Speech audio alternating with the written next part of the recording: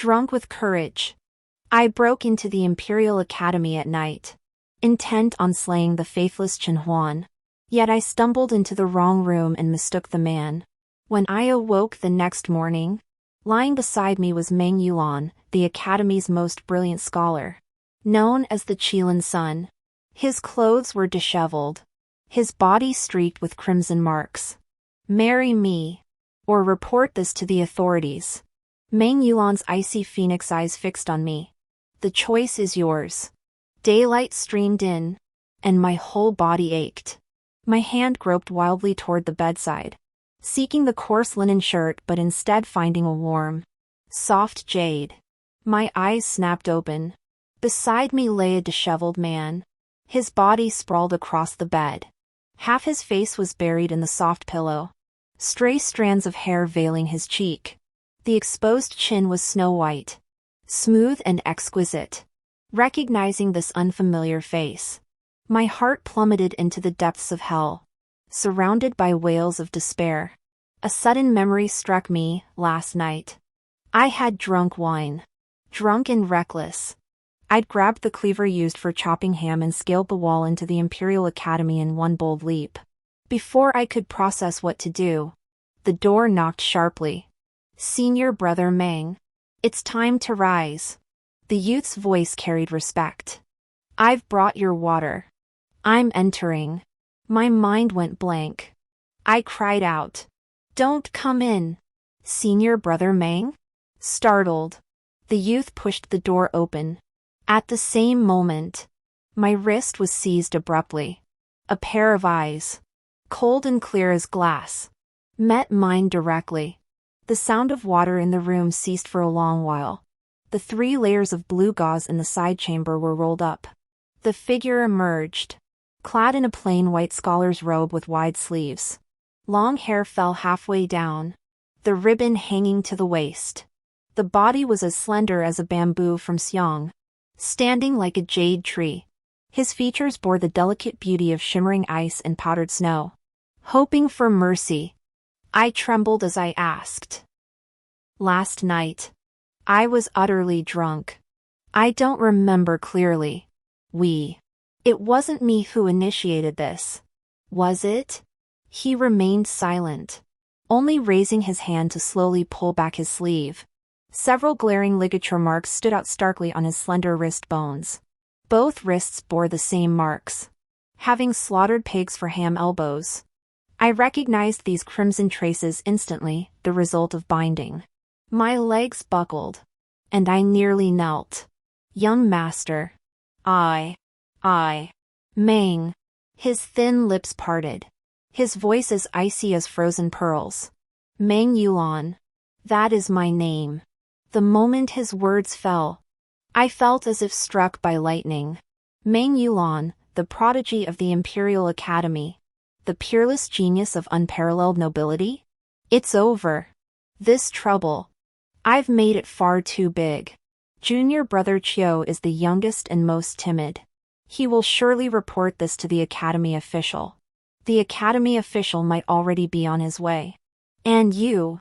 Meng Yulan's phoenix-like eyes fixed on me with icy detachment. How do you intend to account for this, to me? To the Academy officials? To the Grand Master? To the Imperial Academy? To the Great Qing Dynasty? To the entire realm? With each word he spoke, a weight settled upon my head. Layer upon layer upon layer.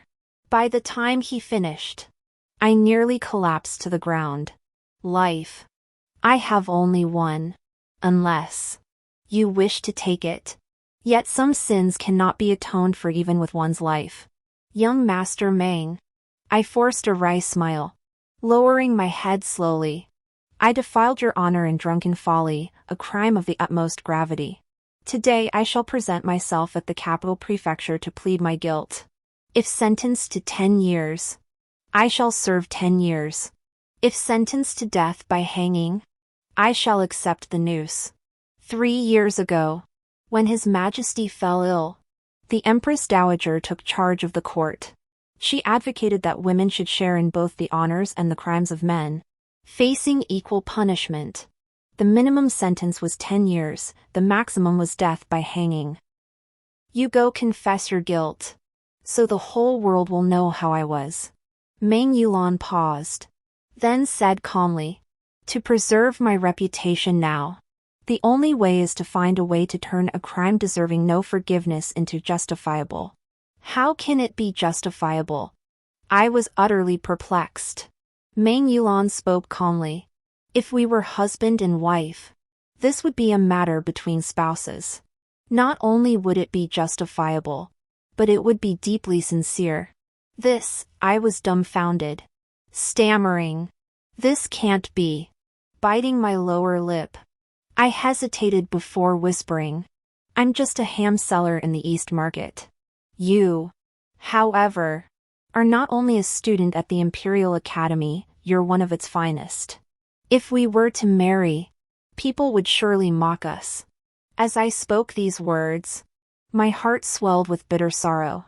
My nighttime intrusion into the Imperial Academy, leading to this absurd calamity, stemmed precisely from this. I had long admired scholars. Pursuing Chen Huan, a student of the Imperial Academy, for over 2 years before he finally promised to marry me. Little did I know that soon after, I would stumble upon him kneeling before a woman in fine robes in a dark alley, pleading desperately. He claimed his infatuation with me was a momentary lapse of reason. How could a scholar of the Imperial Academy possibly be moved by a merchant's daughter? We were worlds apart. My affection was nothing but delusion. A case of infatuation gone mad. Each word stabbed at my heart, filling me with fury, frustration, and bitter resentment. If Chen Huan could act this way, what hope was there for the peerlessly elegant Meng Yulan?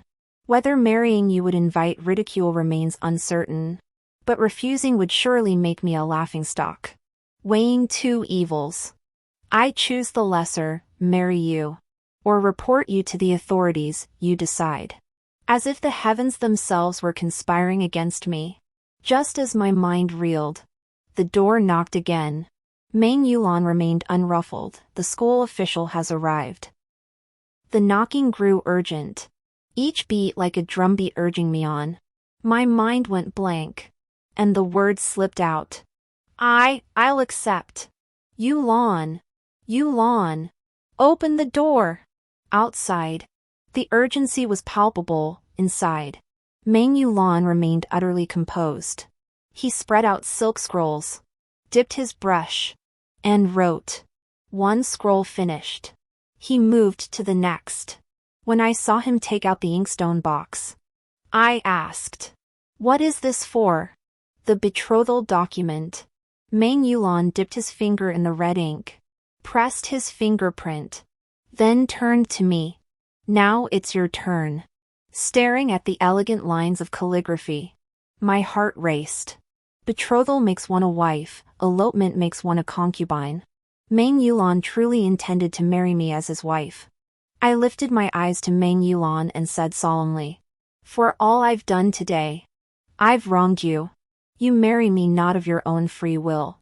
But since you've given me this betrothal document, I will treat you with sincerity, and should you find another love in the future, I will not cling to you." With that, I dipped my finger in red clay and pressed my fingerprint onto the document. After signing the marriage contract, Meng Yulan set up candlesticks. In broad daylight, he lit 2 torches and declared it was time for the wedding ceremony.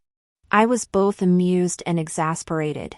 People outside were about to break down the door, yet he still had the leisure to perform this ridiculous ritual. Yet Meng Yulan insisted, leaving me no choice but to swiftly bow once, twice, thrice, and the ceremony was complete. Meng Yulan, open the door now, or I'll have it broken down. The scholar's patience exhausted, his words turned harsh. Just as I stood trembling in uncertainty, his hand suddenly reached out, long fingers brushing the strands of hair by my ear. Don't be afraid. Meng Yulan's soft fingertips brushed my cheek. The sensation of skin touching skin transmitted every detail to my heart. My panicked heartbeat jolted. then slowly calmed. The two doors, teetering on the verge of collapse, finally swung open. Yulan, you've lost your mind. Su Shuiguan slammed his fist on the table in anguish, the sound echoing sharply. Newlyweds indulge in passion, hence missing morning lessons.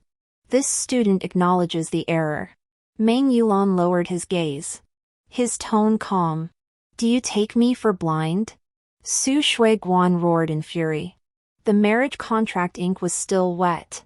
The candlesticks on the table unlit, this newlywed phase was far too fresh. Su Shuiguan's rage boiled over. I feared he might punish Meng Yulan. Yet I recalled the saying, a woman who stands tall and upright must take responsibility for her actions. Without a word, I pulled Meng Yulan behind me to shield him, then declared to Su Shuiguan with full-throated conviction, husband and wife are one. Don't strike him, strike me instead. Su Shuiguan's eyes widened. When did I ever say I'd strike him? You can't strike him, nor can you scold him, I declared, my neck stiff with resolve. If you must vent, vent on me. I'll bear it for him. You. Su Shuiguan's finger trembled before my face, his beard quivering in sync. I caught a faint chuckle behind my ear. Meng Yulan spoke calmly. My wife has always protected me fiercely. Scholar, please do not take offense. After saying this, he whispered to me, go back first. I'll handle matters here. Uncertain how he would resolve it, I could only leave the Imperial Academy with a heavy heart as he escorted me out. Stepping over the threshold and walking a few paces down the street, I turned to look back at Meng Yulan standing tall and graceful within the doorway. Morning light spilled over him, melting the icy glaze from his brow and eyes. His gaze softened like spring breeze. This man was now my husband. A sudden impulse seized me. I ran back to him, urgently calling, Zheng Shi! My name is Zheng Shi. I run the third ham shop on Clearwater Lane in the East Market. If you need to find me, find me. Perhaps he wouldn't seek me at all. Senior brother Meng. Someone called from the Imperial Academy. The Chancellor summons you to the Hall of Gentlemen. Go back. Meng Yulan murmured to me. Be careful on your way. I nodded, glanced at him one last time, then turned and left. The bustling marketplace thronged with people. Like a ghost, I returned to my shop. Shopkeeper. The clerk asked with a grin. You're so late today. Did you go out thieving last night? My heart lurched. Indeed. I had gone thieving, a flower thief. Seeing my silence, he winked and nudged. Young Master Chen's here. He's been waiting for you in the backyard for ages. Hey! Shopkeeper! What's with the knife? What for? To chop him up. Of course! Gripping my cleaver, I stormed toward the backyard, fury boiling. Several shop assistants were there, some hauling pork knuckles, others carrying hams. Chen Huan stood beneath a banyan tree, a handkerchief pressed over his nose and mouth. He frowned as he watched the bustling workers.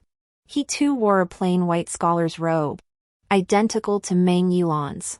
This was the standard attire for Imperial Academy students. On Meng Yulan, it looked like bamboo and jade. On Chen Huan, it made him look like he deserved a beating. Miss Zheng. Chen Huan straightened his back as he saw me approach, putting on airs. I've been waiting for you for quite some time. Waiting for me to send you to meet the King of Hell. My hand released the cleaver, sending it flying straight toward Chen Huan. It grazed his hairline and scalp before embedding itself deep into the tree trunk. Chen Huan was scared out of his wits, his legs trembling. I kicked him hard in the back of the knee. He collapsed to his knees on the ground, wailing in pain.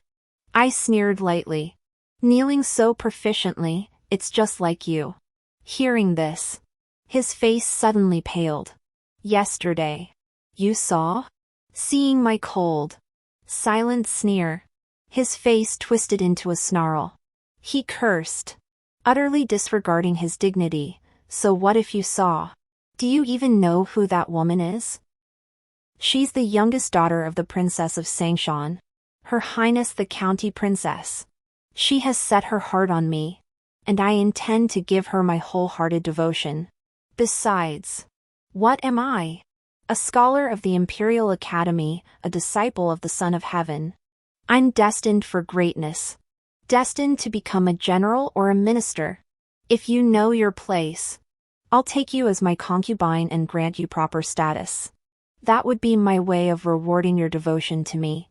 But if you don't know your place, forget me. Even the lowliest servant sweeping floors or fetching water at the Imperial Academy wouldn't deign to look at a vulgar merchant's daughter like you. Rage turned to laughter. I nodded. Very well. Very well.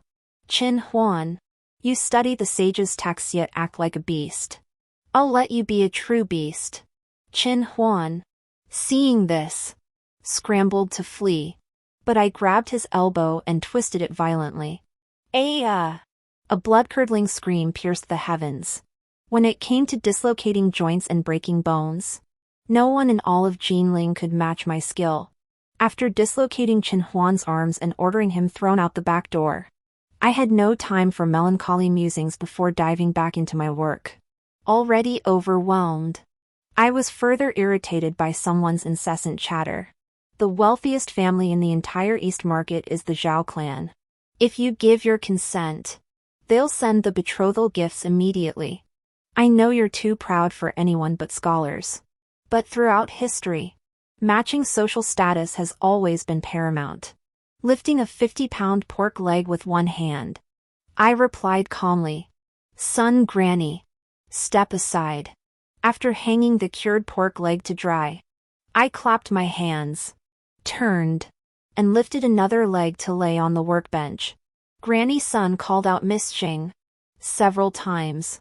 Seeing I ignored her, she suddenly shrieked, "You ungrateful Jing girl! You turned down the Zhao family's immense wealth, thinking you can marry some noble young master? I don't believe it." What noble young master would want to marry a butcher's daughter who can't even write a single character? "Shopkeeper, a divine young gentleman is here. He says he's your husband," the shop assistant shouted as he ran, nearly tripping over the threshold. "Well now." Granny Son eyed me with her triangular eyes. The customs of our great nation have truly become liberal. In years past, merely having a shady man at your door would have been a violation of the rules. You'd have been beaten to death. "Wait for me. Let me see this divine young master." "Which family's divine young master?" "Divine. Indeed." Son Granny trailed after me step by step. But I couldn't be bothered with her. I simply lifted my skirt and dashed toward the front courtyard. My pace quickened. I stepped over the threshold and sprinted into the shop. The wind rushing through the passageway stirred the strands of hair by my ears. My breathing was ragged, my heart pounding so fiercely it felt like it might leap from my chest. Inside the shop, though there were quite a few clerks and customers, it was utterly silent. Hams hung from the left and right walls, and only the window area was brightly lit. Meng Yulan stood there. He wore plain white, his hair as black as ink. Outside the window, the apricot tree was lush and leafy, its blossoms hanging low. As the wind blew, petals drifted in like snow.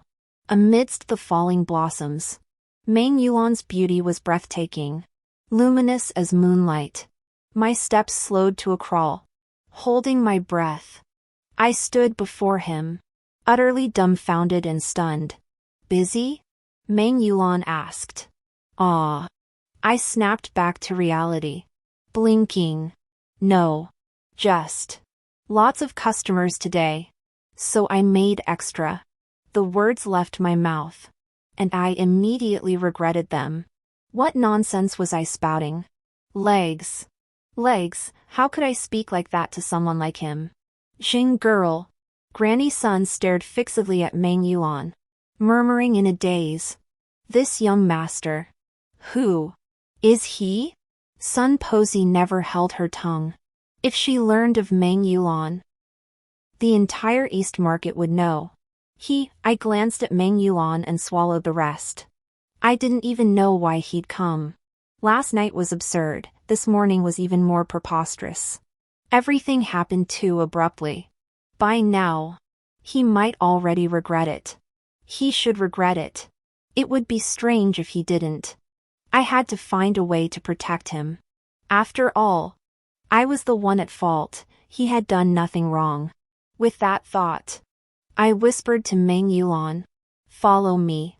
Turning toward the back door, I passed Old Son. A strange, mocking chuckle escaped her lips. "I told you so. Even a real immortal gentleman wouldn't give you the time of day." I ignored her, reaching the doorway only to find no one beside me. Glancing back, I saw the immortal Meng still standing motionless by the window. Did I summon the spirits incorrectly? I beckoned with my hand, calling softly, "Come here." Still no response. With all these people watching, I can't even burn incense properly. Granny Sun glanced at me, then at Meng Yulan. Her cloudy eyes darted about before she let out an eye, and opened her mouth to speak. But Meng Yulan spoke first. "I know I'm a mediocre mortal, unworthy of you. Yet we are already wed. However unwilling you may be, you must accept it." It was like a thunderclap out of nowhere. The word sent shockwaves through the crowd, leaving them frozen in place, their souls seemingly scattered. As he spoke, Meng Yulan lowered his gaze slightly. His eyes were like those of a phoenix, with lashes as fine and dense as the bird's feathers. He was truly beautiful, not in a cold or noble way, but in a heartbreakingly vulnerable way. It was as if I had rejected him, reluctantly taken him, yet refused to give him a proper place in my life. The first to snap out of it wasn't me, but Old Son. With a "damn it!" she spun and bolted out the door. "Wait!" I cried out, desperate to stop her.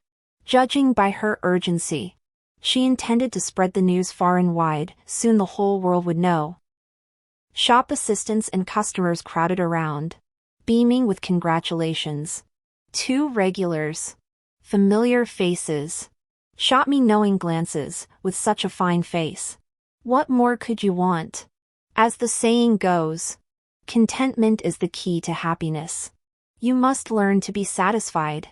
I was at a loss for words. When had I ever been dissatisfied? Besides, this wasn't about satisfaction at all. After finally shooing away the gawkers, I gave the shop assistant a quick word and pulled Meng Yulan toward the back courtyard. As we hurried along, I said, "Wait for me in the back courtyard. I'll go after Aunt Sun and explain things to the shop staff. They're all long-time customers from the East Market. Rest assured, I'll do everything in my power to keep this quiet." Meng Yulan halted, his deep, lingering eyes fixed on me. "What is it?" I asked, puzzled. He remained silent, just staring at me. After a long moment, he murmured softly, "I thought we had already exchanged vows." Then, I faltered slightly. "Does that count? I thought you willingly pressed your fingerprints on the betrothal document." His voice grew even quieter. "We exchanged betrothal papers, paid homage to heaven and earth, and had Scholar Sue witness our vows," he said, sounding almost self-mocking. Yet it turns out, it was all just a ploy to deceive me. Meng Yulan's tone and expression mirrored the shattering of a heart broken by disillusionment. Already filled with guilt, seeing him like this truly made my heart ache and my mind race. I never. I hurriedly waved my hands. Under his gaze, I lowered my head, "Didn't want you to regret it." The wind rustled the banyan leaves, and Meng Yulan's voice blended into the breeze. Soft and lingering, "Why should I regret? A person standing between heaven and earth should keep their word and honor their promises. Besides, last night, It wasn't entirely because you forced me. I snapped my gaze up at him. Not entirely because I forced you? Then, I am a man. You are a woman. If I truly resisted, how could you have succeeded? Meng Yulan curved his lips. It was merely your passion compelling me. And I was half reluctant, half yielding. Discussing this in broad daylight made my face burn fiercely. Yet I couldn't help asking, why did you yield? Meng Yulan lifted his eyes to the lush shade of the banyan tree and spoke slowly. Because I liked it. My pupils trembled instantly. Liked. Why? How could? I murmured, dazed. We've never met before. Last night was our first encounter. Can't one like someone at first sight? Meng Yulan plucked a leaf from the tree, placed it in my palm, and smiled faintly. The world holds countless leaves, yet each is unique. I ask for little, only the one that belongs to me is enough. The tiny leaf, light as a feather, felt weightless in my hand. Not a splendid, rare flower, nor an elegant, ethereal orchid, just ordinary, commonplace. Yet it was what Meng Yulan cherished. In an instant, my restless heart was soothed. We've exchanged betrothal letters. I said suddenly. We've paid homage to heaven and earth. I continued, looking at him. The scholar's certificate. As a witness? I wasn't entirely sure about that. Witnessing is witnessing. What is seen is what is witnessed. Meng Yulan said without flinching.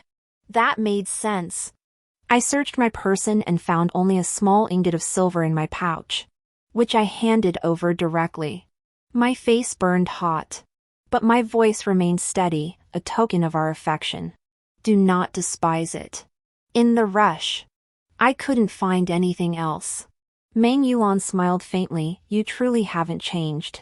Every time. He shook his head, tucked away the silver, and slipped a beaded bracelet from his wrist, made of some unknown material. Its round beads a vivid red. He wound it loop by loop around my own wrist. The beads carried his warmth, searing my heart with a sudden heat. The betrothal letter, the token, the wedding ceremony, the marriage certificate, all were now complete, tied by marriage vows. We shall love each other without doubt. I have always been greedy, desiring both love and trust. I looked at Meng Yulan, my expression serious. Life ahead will be full of ups and downs, with all sorts of disappointments. But as long as you don't betray me, I will trust you and follow you, never letting go. A husband follows his wife. I am yours. Meng Yulan's cold, beautiful eyes held a faint smile.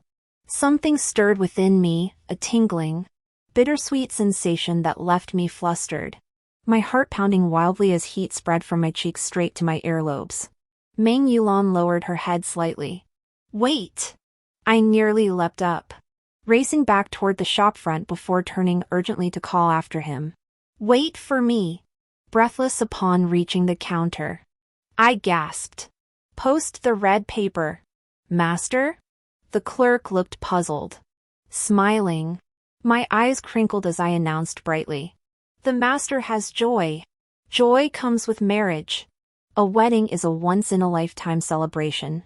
If not for the whole world to rejoice, then at least everyone who sees it should share in the joy. Starting today, buy a pound of ham and get 3 ounces free. Shop assistants will receive a 30% raise in wages. Let's make it lively and grand. After arranging everything, I tiptoed to the backyard, hopped a few steps, then stopped abruptly and slapped my face. Settle down. Stand tall. Be composed. Be steady. In the backyard, Meng Yulan was indeed as obedient as ever.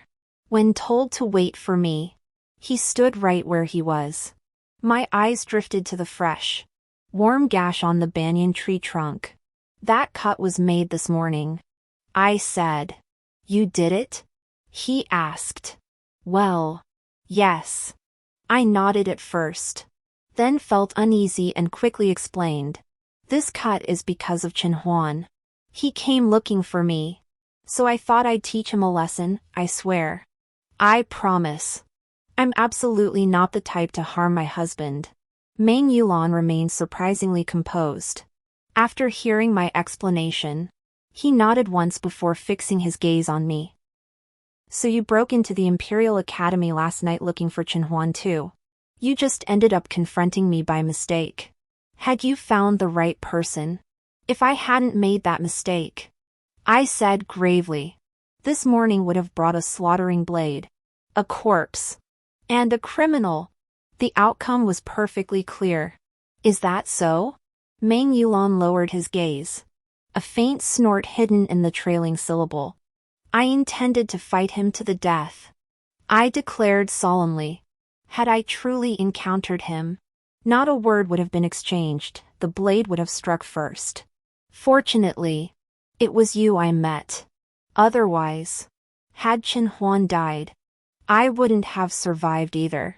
Paying with my life for someone like that? Not worth it. I must live. I must live well. For no other reason. But for you, this world becomes worth it. Meng Yulan's lips curved upward, his eyes brimming with amusement. I chuckled at him, my mind racing with calculations.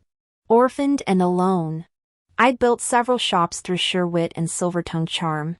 If I could win over customers, I could certainly win over a husband. Looking back now, he was both talented and handsome. While I was clever and quick-witted, we were a perfect match. As night fell, the shop assistants tidied up the back courtyard and departed, leaving it spotless. My stomach had been growling for hours. Then it struck me, this was our first meal as husband and wife. And with Meng Yulan's refined demeanor and manners, this meal couldn't be anything ordinary. Did you enjoy the hairtail feast at Last Moon Pavilion? Zhou's wine house is renowned for its perilla shrimp.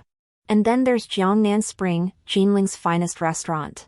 Beloved by officials, nobles, and literati alike. I enthusiastically recommended Jinling's most celebrated eateries, assuring him that beyond imperial banquets, he could have anything his heart desired. Meng Yulan ordered only one dish, bone broth with plain noodles. Just that? I was quite surprised. Is that okay? He looked at me, his eyes brimming with expectation. I took a section of spine bone, chopped it into pieces with a clang, lit the fire, and simmered it. When the broth turned a rich, milky white, I added shredded ham. The salty and savory flavors blended perfectly. I scooped out the bone fragments and ham, leaving only the clear broth. I added blanched thin noodles to the broth and sprinkled a handful of finely chopped green onions. Done. I'd been making bone broth noodles since childhood and considered myself quite skilled at it. Everyone who'd tried it praised it. Serving it to others was fine. But Meng Yulan, he picked up his chopsticks, plucked a few strands of noodles, chewed them, and then lowered his gaze, lost in thought. Shall I go buy something else for you? There's an excellent shop across the street that makes fruit-infused dried meat. No need, Meng Yulan said, his gaze fixed on the bowl of noodles, a hint of amusement in his voice. This is quite enough. He ate silently but steadily, finishing half the bowl in the blink of an eye. He really seemed to enjoy it without any reluctance. I exhaled in relief and began devouring my own bowl of noodles. After finishing, I made a move to carry both empty bowls, but he intercepted them with a swift hand, placing them in the wooden basin. He rolled up his sleeves. What he intended to do was obvious. Put them down, I exclaimed hurriedly. How can you do this? Why can't I? He didn't pause, scooping water with a gourd ladle. You're a divine being. Divine beings must be revered, offered flowers, fruits, and 3 sticks of incense. I blurted out without thinking. Feeding you mortal food is already a sin. And you eat so casually. Surely you're unaccustomed to it and can't enjoy it properly? Meng Yulan said nothing, only bowed his head to wash the bowls. I watched with bated breath, not fearing the porcelain bowl might shatter, but dreading that broken shards might cut his jade-like hands. Yet Meng Yulan's dishwashing technique proved remarkably adept. He scrubbed the bowls clean, brushed the pot spotless, swept the stove tidy, and finally wrung out the dishcloth before hanging it up. How did you? As if he'd done this kind of work before.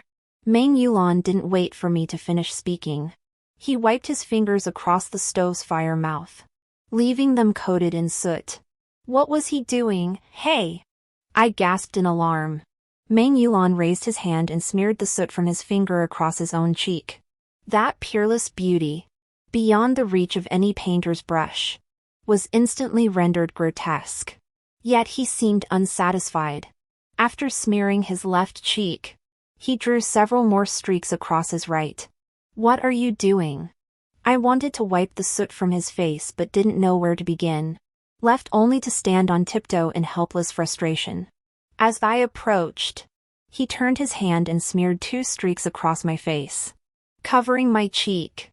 I was both shocked and dumbfounded, unable to fathom his intent. Meng Yulan looked at the black smear on my left cheek and slowly raised his hand. I immediately covered my unblemished right cheek. His gaze shifted upward, landing on my forehead. I covered my forehead too, but 2 hands couldn't shield 3 sides, somewhere was bound to be exposed. Meng Yulan deliberately targeted the clean spots. I scrambled to dodge and screamed. Stop! What are you doing? Don't smear it! It's dirty! It's dirty! Stop, Meng! You! I twisted to run, but he chased relentlessly. After a few failed dodges, more streaks appeared on my face. Even a mud Buddha would have flared up by now. Let alone me, a butcher who'd slaughtered pigs in the shop for 10 years. Cold-hearted and swift with a knife. I shouted as I ran, if you don't stop, I'll fight back. I really will fight back. You're forcing me. Passing the stove, I grabbed a handful of soot and smeared it across his face. He towered over me, and I jumped and lunged, teeth bared. Where I could hit his face, I hit his face.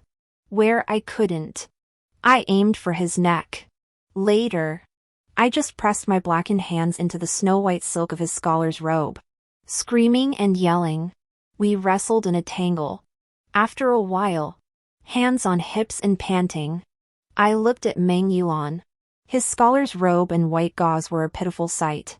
His handsome face was crisscrossed with black smudges, his long hair tangled and matted with his hairband. Not a trace of his divine appearance remained.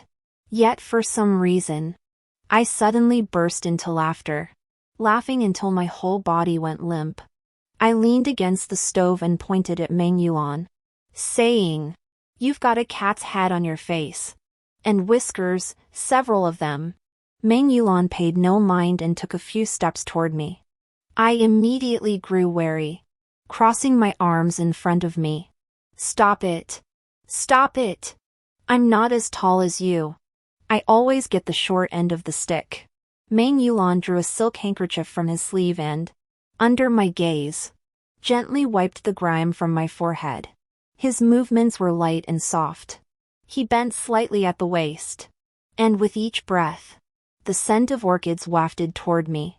My heart skipped a beat, and I flustered. Lowering my eyes, I was clearly already ugly. So why was I afraid to look him in the face again? Zhang Shi. Huh? My eyelashes fluttered, my heart trembling. He seemed to chuckle softly. Is this fun? I glanced up at him again. Are you playing with me? Yes. Meng Yulan brushed away my hand covering my cheek, the silk handkerchief gently wiping the lines on my face as he spoke slowly. I marry you now. Eat with you. Play with you. In time, I will bear children with you, grow old with you, and be buried beside you. These things, I, Meng Yulan, will do them with you.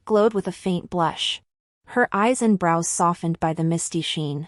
Clack clack clack clack clack clack clack. I'd been counting beads on my abacus all night. And now everything was jumbled. Still doing the accounts? Stunningly beautiful Meng Yulan, oblivious to the shock in my eyes, walked over and sat behind me. A small table sat on the low couch, holding 3 or 5 ledgers and an abacus. Yes. I stammered. I was calculating. His was half question, half acknowledgement, his chin resting lightly on my shoulder as he glanced at the beads. How much did you earn today? Earn. My body froze, unable to move. The weight on my shoulder wasn't heavy, but his breath brushed my earlobe, his soft lips grazing my neck as he spoke. Cold? He tilted his head to look at me, his lips drawing closer. Shivering that badly? Cold. I gasped a few times, then steeled myself, flipping him over and pushing him onto the bed. Meng Yulan offered no resistance, or perhaps, as a frail scholar, he couldn't resist, simply yielding to my force and lying back. His long hair spilled out, his appearance overwhelming. No. I heard myself say it, gritting my teeth, trembling, but at least my reason remained. No, you were just bound by me last night. Tonight absolutely cannot happen again. You've always been frail. You can't handle it. Meng Yulan murmured a soft oh. His gaze lowered as if lost in thought, a fleeting shadow passing through his eyes. When he looked up again, his expression was gentle and submissive. I'll remember your kindness. I'll repay you well. Deeply. Completely. Between husband and wife, there's no need to talk about repaying favors. I dismissed it entirely, lying down beside him and resting my head on his shoulder. I took a deep breath. You smell so good.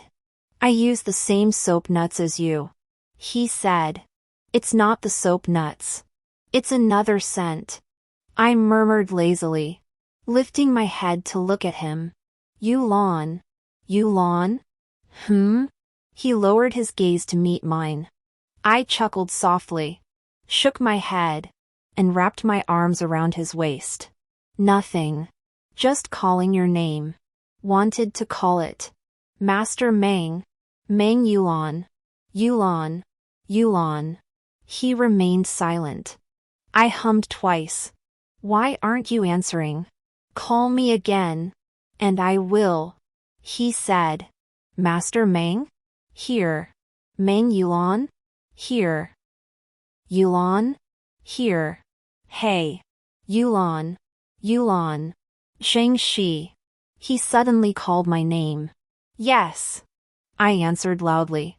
Shang Shi. He called again. Yes. I answered him repeatedly. He chuckled softly, his voice barely above a whisper. Sierra. I gently bumped my forehead against his collarbone. Here. He stopped calling my name, and I stopped calling his. We just held each other in silence. After a moment, I murmured comfortably. Count to 50. Lie still for 10 more counts. Then I'll wash your clothes. No need. He tightened his embrace, easing the pressure. I've washed them clean, yours and mine. All washed clean. You washed them? I shot upright. I bathed before him, my changed clothes were piled inside. He sat up too, nodding. Undergarments. Well, between husband and wife, dwelling on such things felt too formal. But, did you handle everything yourself like this at the Imperial Academy? When I first met Chen Huan, he told me Imperial Academy scholars were privileged, with servants attending to their every need. How could Meng Yulan know how to wash dishes and laundry? These aren't things I learned at the academy, he said calmly. I learned them long ago. I frowned. This morning during the wedding ceremony, I'd specifically asked about his parents. He said they'd passed away many years ago. I suppose. Like me, he'd faced a difficult youth. Alone and fending for himself, that's why he could handle everything. You've been through so much, I said, feeling deeply for him. Meng Yulan just smiled faintly, saying nothing more. That night, we slept in the same bed under one quilt. I lay stiff as a board, motionless as a pillar. Yet by dawn's first light, I'd curled up under most of the quilt, one leg draped over him, half my body pressed against his. Startled, I tried to sit up, only to be pulled back by a tight grip around my waist. Let go, I protested urgently. Don't let me crush you again. I struggled to break free, but he held me tight. After several futile attempts, I glanced down at the slender arm around my waist. Was he really this strong? Before I could ponder further, he finally released me. His striking features slowly softened as his bright, moon-like eyes met mine. Sierra. Good morning. Meng Yulan requested 3 days of marriage leave from the Imperial Academy. I'd intended to close my shop for the same period, but he insisted we should keep it open while we could. The way you put it, I said, taking the cloth he offered to wipe my face, makes it sound like my shop is about to go under. Still, there was no room for complacency. With a man like Meng Yulan as my husband, if I didn't earn more money and make a name for myself in Jinling, others would look down on me and mock him. You've indulged my wildest dreams, so I must bring honor to your name. With that, I rolled up my sleeves. Open the doors. Welcome the customers. I owned 4 shops in the East Market. After yesterday's joyous news spread, crowds gathered outside all 4, especially at the largest one. At first, customers came for the deal, buy 1 caddy, get 3 tails free. But when it came time to settle the accounts, one after another froze in shock. Behind the counter, aside from the assistants wrapping meat in oil paper, the one counting silver and recording transactions on the abacus was Meng Yulan. 1 pound of 3-year-aged Jinhua ham. 1 pound of 2-year-aged secret recipe ham. Total, 6 cash and 7 fen. Meng Yulan's voice was cool, like ice crystal beads. The customer at the counter stood frozen, dumbstruck. Meng Yulan tapped the counter with her brush handle and said firmly, 6 cash and 7 fen. Oh! The man hastily fumbled for coins, placing them tremulously on the counter. Meng Yulan collected the payment, calmly returning the change. Good day. Next customer. Manager Zheng. That one over there, he's collecting money. So what if he's collecting money? This 3-year-aged ham is quite good. Care to try some? A man like him. Collecting money? Well, so what if he does? How about this piece? How could you let him collect money? He's not the sort who should be collecting money. Picking and choosing. Chattering away. I slammed the ham-cutting knife down hard on the board, glaring angrily. Do you want this piece or not? If not, I'll give it to someone else. Besides, what's wrong with him taking money? He's my husband. I'm his wife.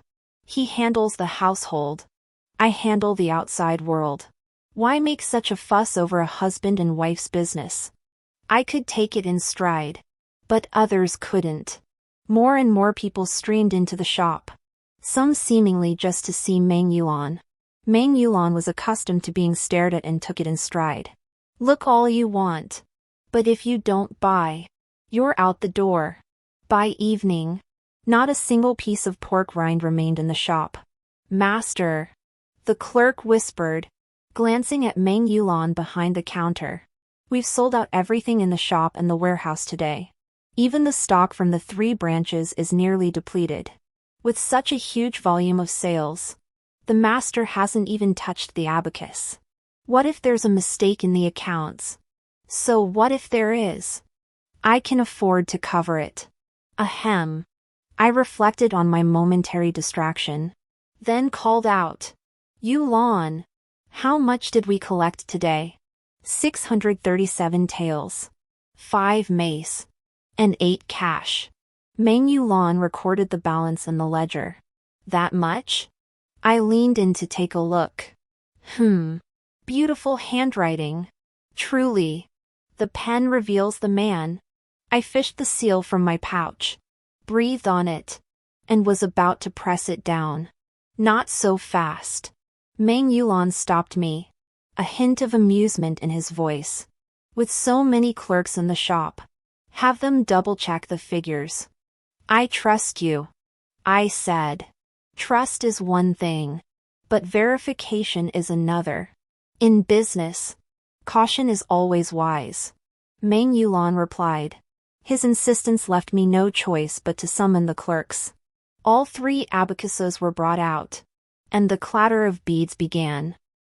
Meng Yulan remembered every single transaction, each page of the ledger filled with elegant, beautiful handwriting.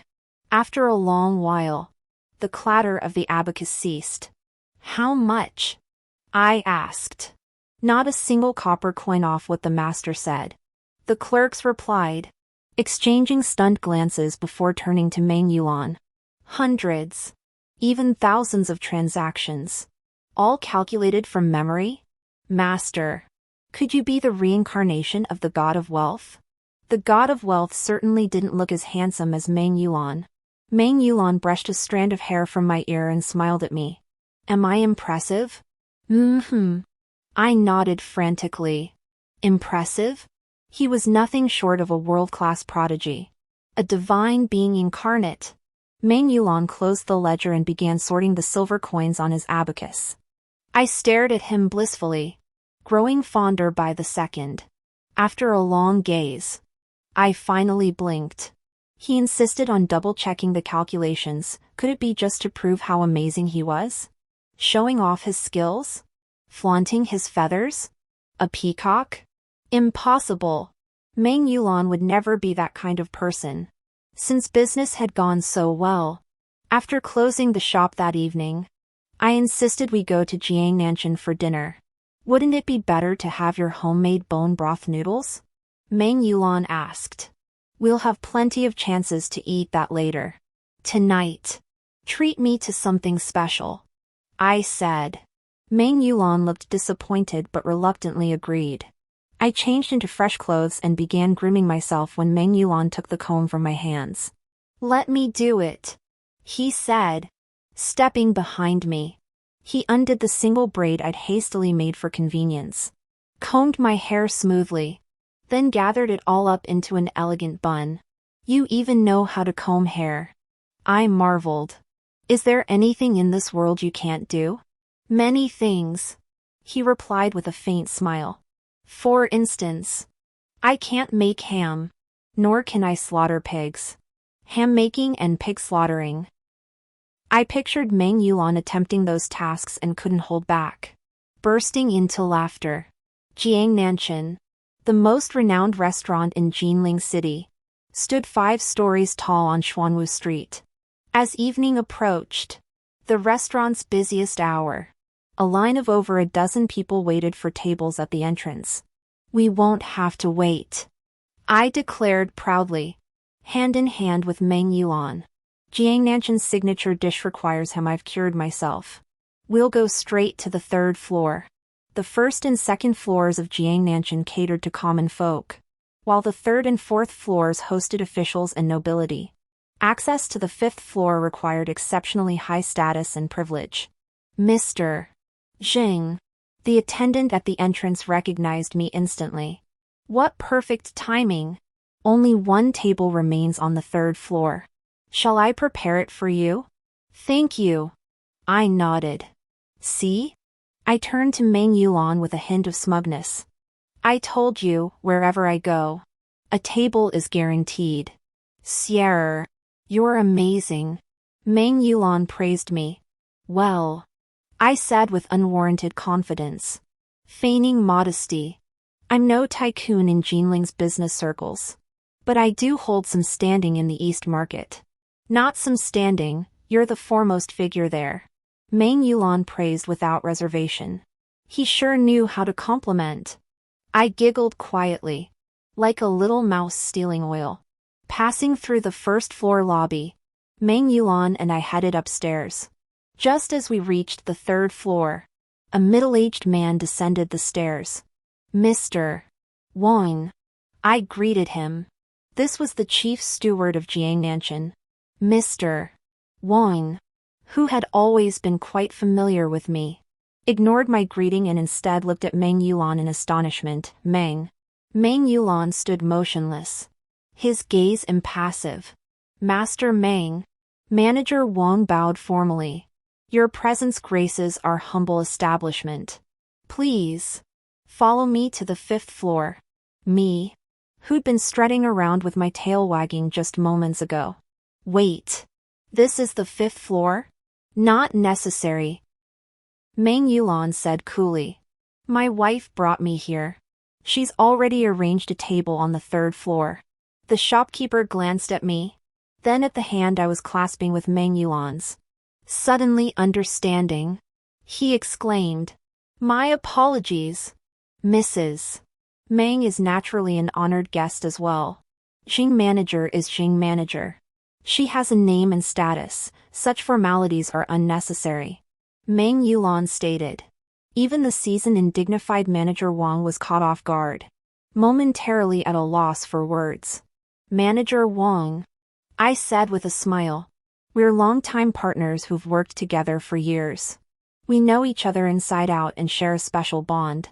When I dine here, whether you seat me on the 3rd or 5th floor, or even the 1st, how could I possibly hold it against you? Besides, Yulan and I are newlyweds. He's never been fond of crowds and has a reserved nature. So we didn't hold a grand celebration. I imagine you weren't aware. Now that you know, please don't treat him like an outsider. We're family, after all. Yes. Manager Wang chuckled. Manager Zheng, please proceed to the 3rd floor. I'll personally bring your menu. After Meng Yulan and I sat down, we ordered several dishes. Manager Wang personally poured our tea. After he left, I lifted my teacup and sipped. This tea is quite good. I turned to Meng Yulan, try some. Meng Yulan lifted his cup but didn't drink immediately. He gazed at the tea liquid for a moment before setting the cup back down. I'll try to rein myself in more. I asked, puzzled. Rein what in? Meng Yulan murmured. My nature is aloof and taciturn, that won't change. But you're running a shop, relying on connections and business dealings. No matter how impatient I feel inside, I should think more about you. You mean just now with Manager Wang? Ah. I laughed suddenly. I was wondering what it was about. Drink your tea. Meng Yulan stroked the teacup, saying nothing more. Seeing this, I sighed, grabbed both his hands, and shook them gently. Do you know what confidence means? Before he could answer, I continued with a smile. Self-assurance is your capital. I often overhear the clerks whispering behind my back. They say that if they ever save up 1,000 taels, they'll buy a house in Jinling, start a small business, and live freely and happily, no longer having to work under my watchful eye. See? Even a lowly clerk has his own pride and refuses to grovel. How much more so for you, Meng Yulan? You're the top scholar of the Imperial Academy, destined for Jinling. Your true nature should guide who you become. As for thinking of me, that's unnecessary. I have my own backbone.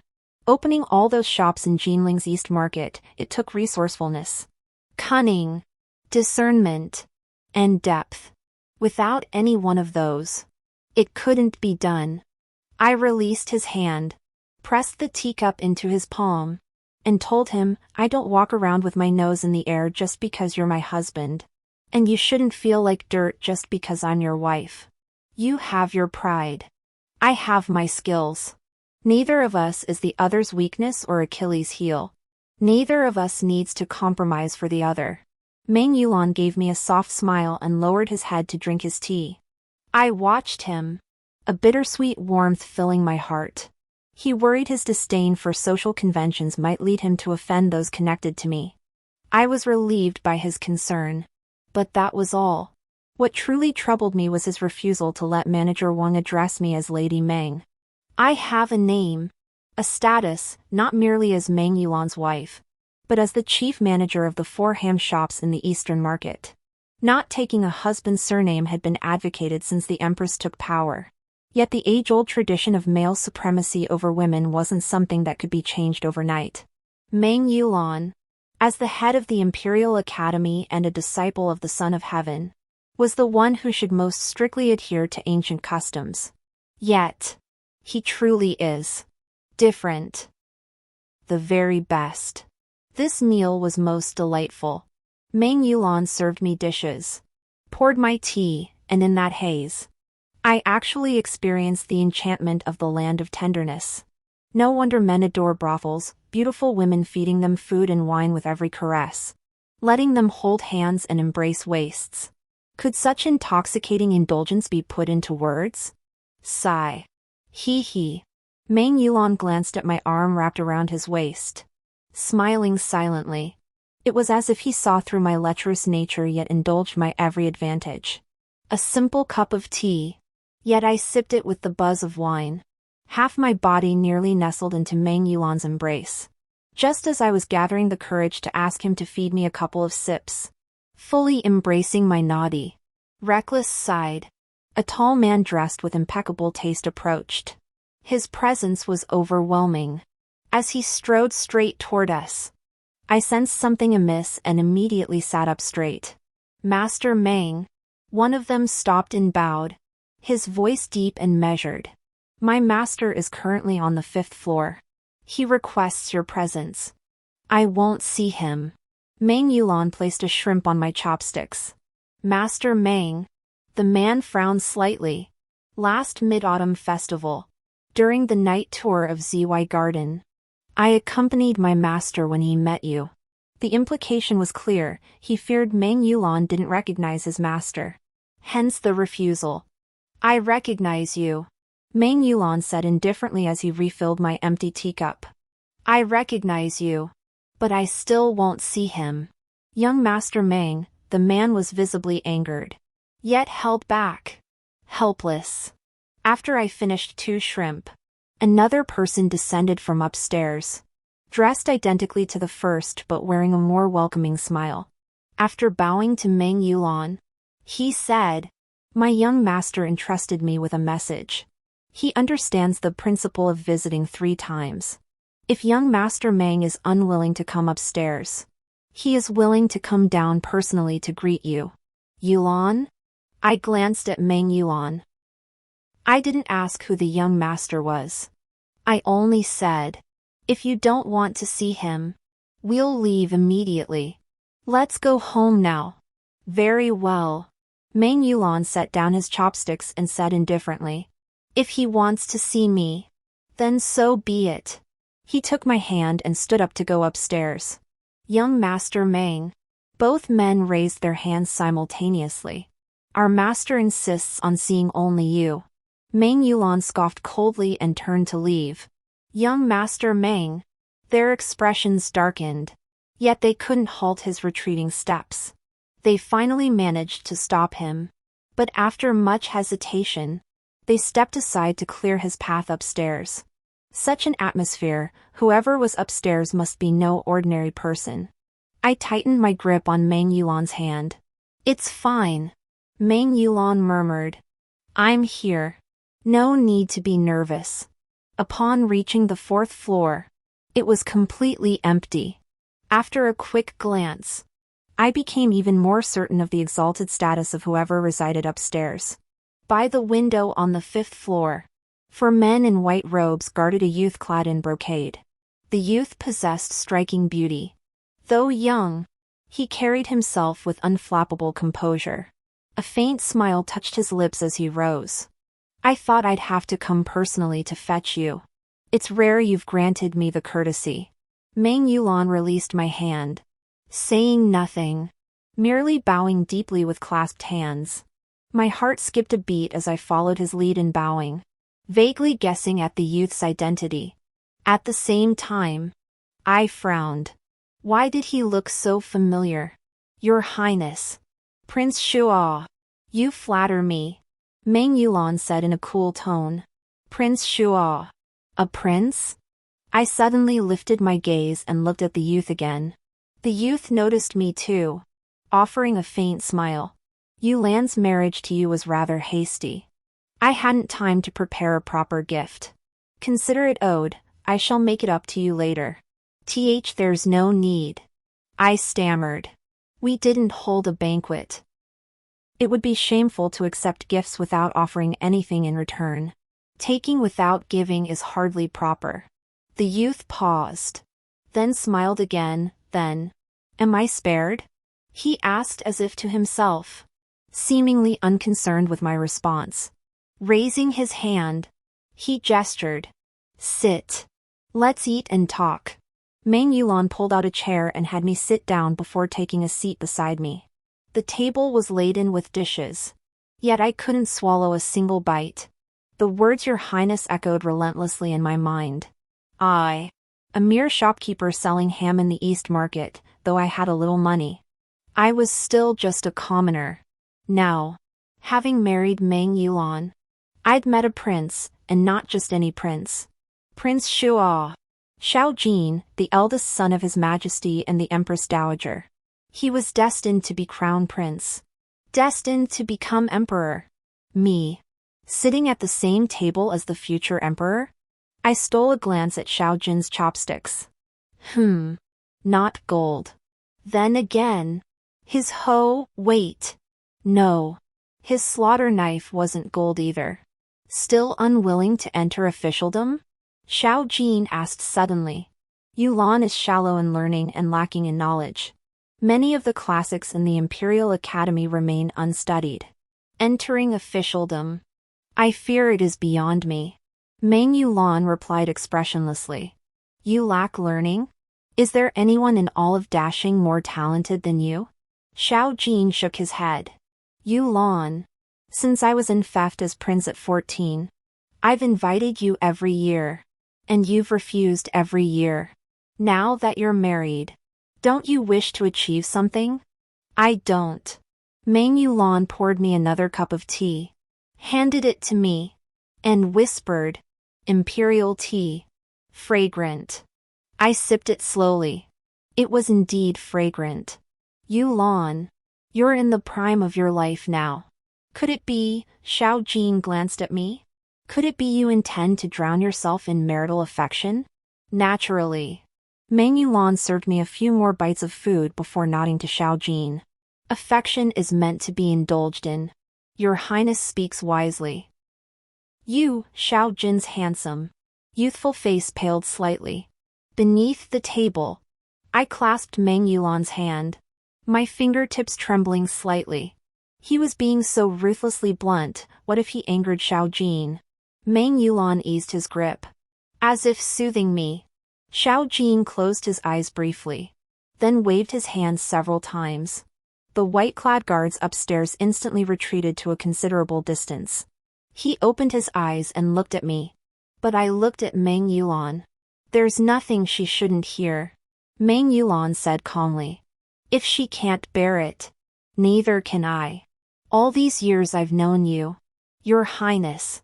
And this is the first time I've realized your Xiao Jin seemed at a loss for words before cutting himself off. Father Emperor. He's not going to make it. Pfft, I nearly spit out the tea in my mouth. This is something I'm really supposed to hear? I looked at Meng Yulan, blinking frantically. I'm just a commoner selling ham.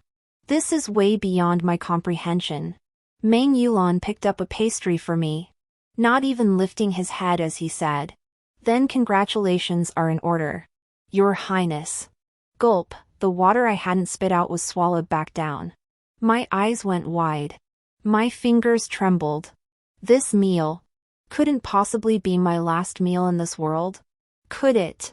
Xiao Jin's handsome face instantly turned ashen. Meng Yulan, How dare you? His Majesty has been gravely ill for 3 years. Meng Yulan interrupted calmly. At that time, Your Highness was still young, and the Empress Dowager governed. Now, with His Majesty's illness worsening, Your Highness will soon be crowned Crown Prince. Precisely. Xiao Jin took a deep breath, suppressing his anger. That is why I sincerely invite you to serve. With a new dynasty comes new policies, and new ministers are essential. I promise you 3 years to enter the cabinet and 5 years to become chancellor. If you agree, you will be heavily relied upon. 3 years. 5 years. Meng Yulan's lips curved into a faint smile. I fear I may not live to see those 3 or 5 years. I took small bites of the flaky pastry, my cheeks puffing out as I ate, my eyes wide as I watched Meng Yulan. Meng Yulan lifted his gaze to Xiao Jin. The southern frontier conflict is settled. The Pingnan army will soon return in triumph. Those thousands of soldiers, those glorious military achievements, Your Highness. You cannot block them. Xiao Jin's face darkened, but he said nothing more. Meng Yulan took out a silk handkerchief and wiped the sugar and oil from my hands.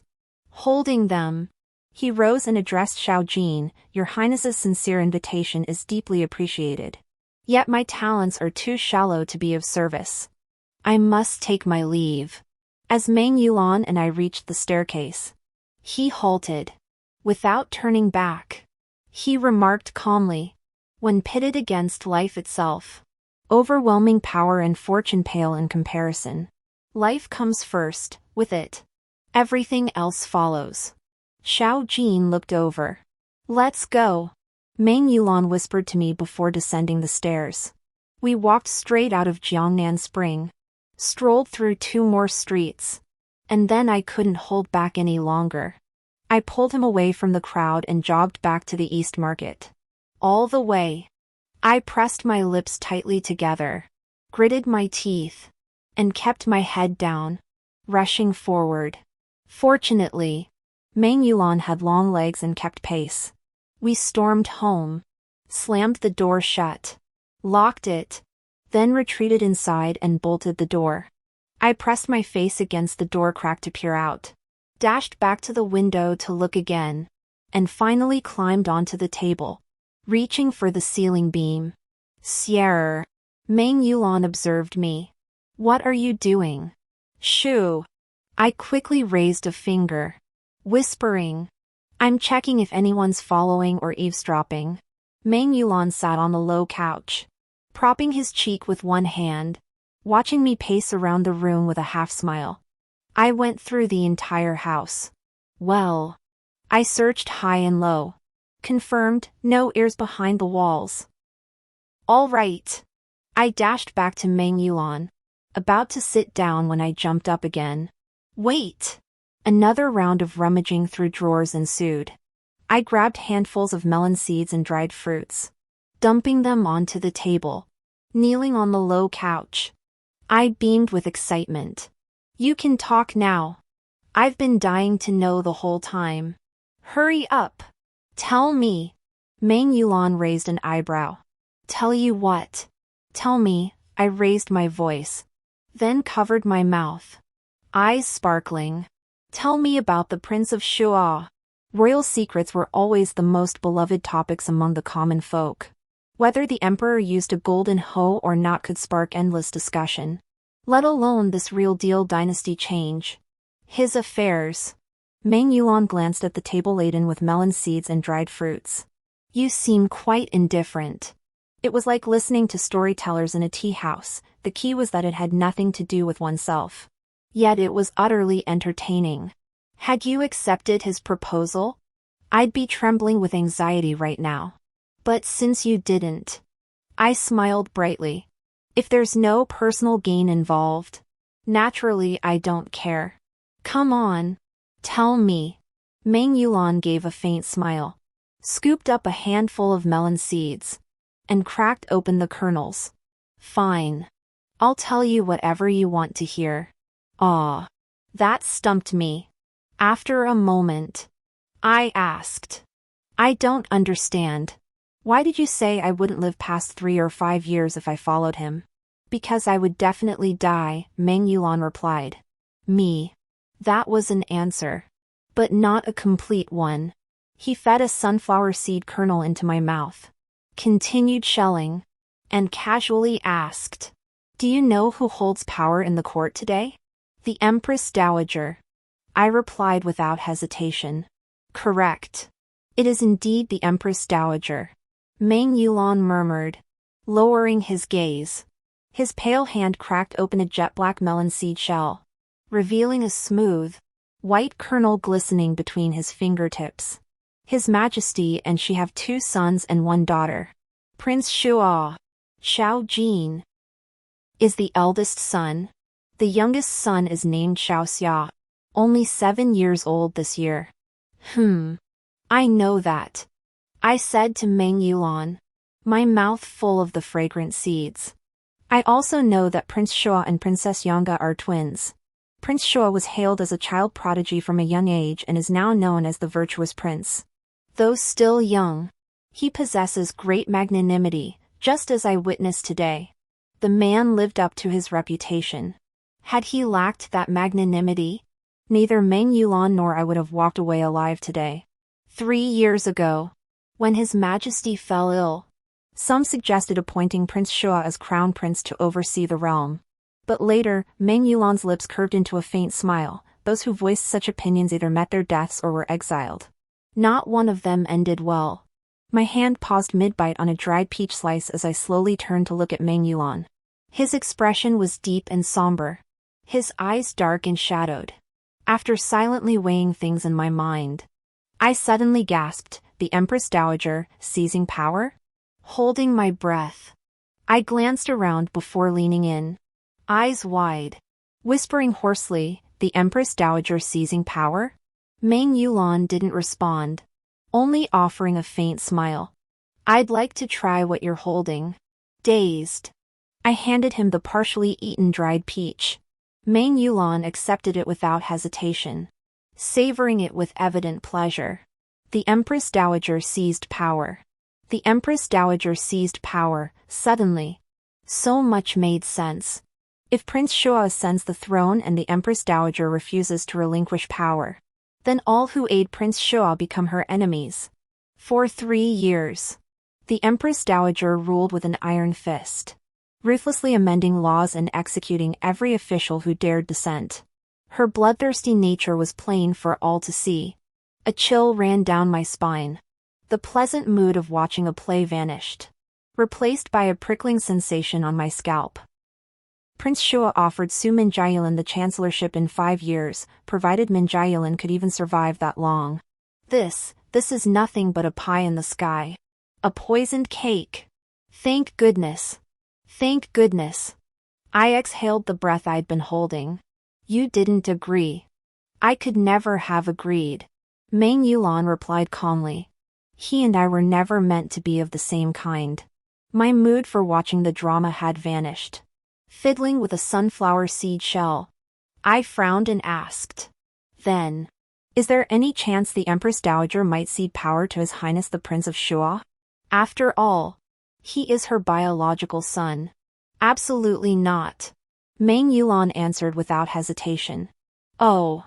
I nodded, trusting his judgment. That question was settled. But others remained. You mentioned the Pingnan army later. How is that connected to Prince Shua? The commander of the Southern Expeditionary Army is named Yi Huang. What about him? Nothing much. Except, Meng Yulan narrowed his handsome eyes slightly, he happens to be the Empress Dowager's brother. Clink. The sunflower seed shell slipped straight from my hand onto the table, making a faint, crisp sound. Yi Huang subdued the Southern Frontier Rebellion. He will undoubtedly receive great rewards. With military power in his hands, the Yi clan will rise to aid the Empress Dowager. The Imperial Shao clan will be powerless to resist. This is already a foregone conclusion. Prince Shua cannot break the stalemate, nor can he withstand the Empress Dowager's authority. Meng Yulan spoke slowly, his thin lips parting slightly, is doomed to lose. I recalled Xiao Jin at Jiangnan Spring today, still a youth, yet remarkably humble and gentle. Yet even he stood powerless before his own mother. Still, I sighed softly. He is far younger than the Empress Dowager. Even if she holds power now, it will eventually be his. Let us wait. We cannot wait, Meng Yulan said calmly. Why?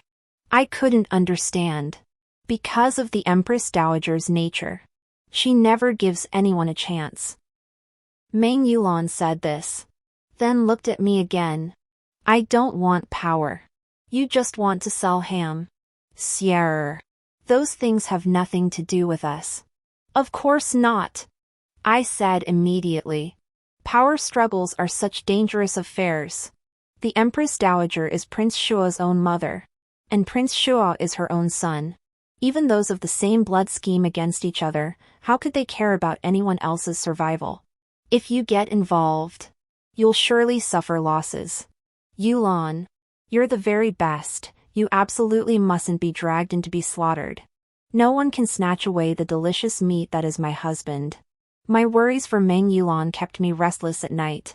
Tossing and turning, Meng Yulan rolled over and embraced me, half his face pressed against my ear. Can't sleep? I'm scared, I whispered.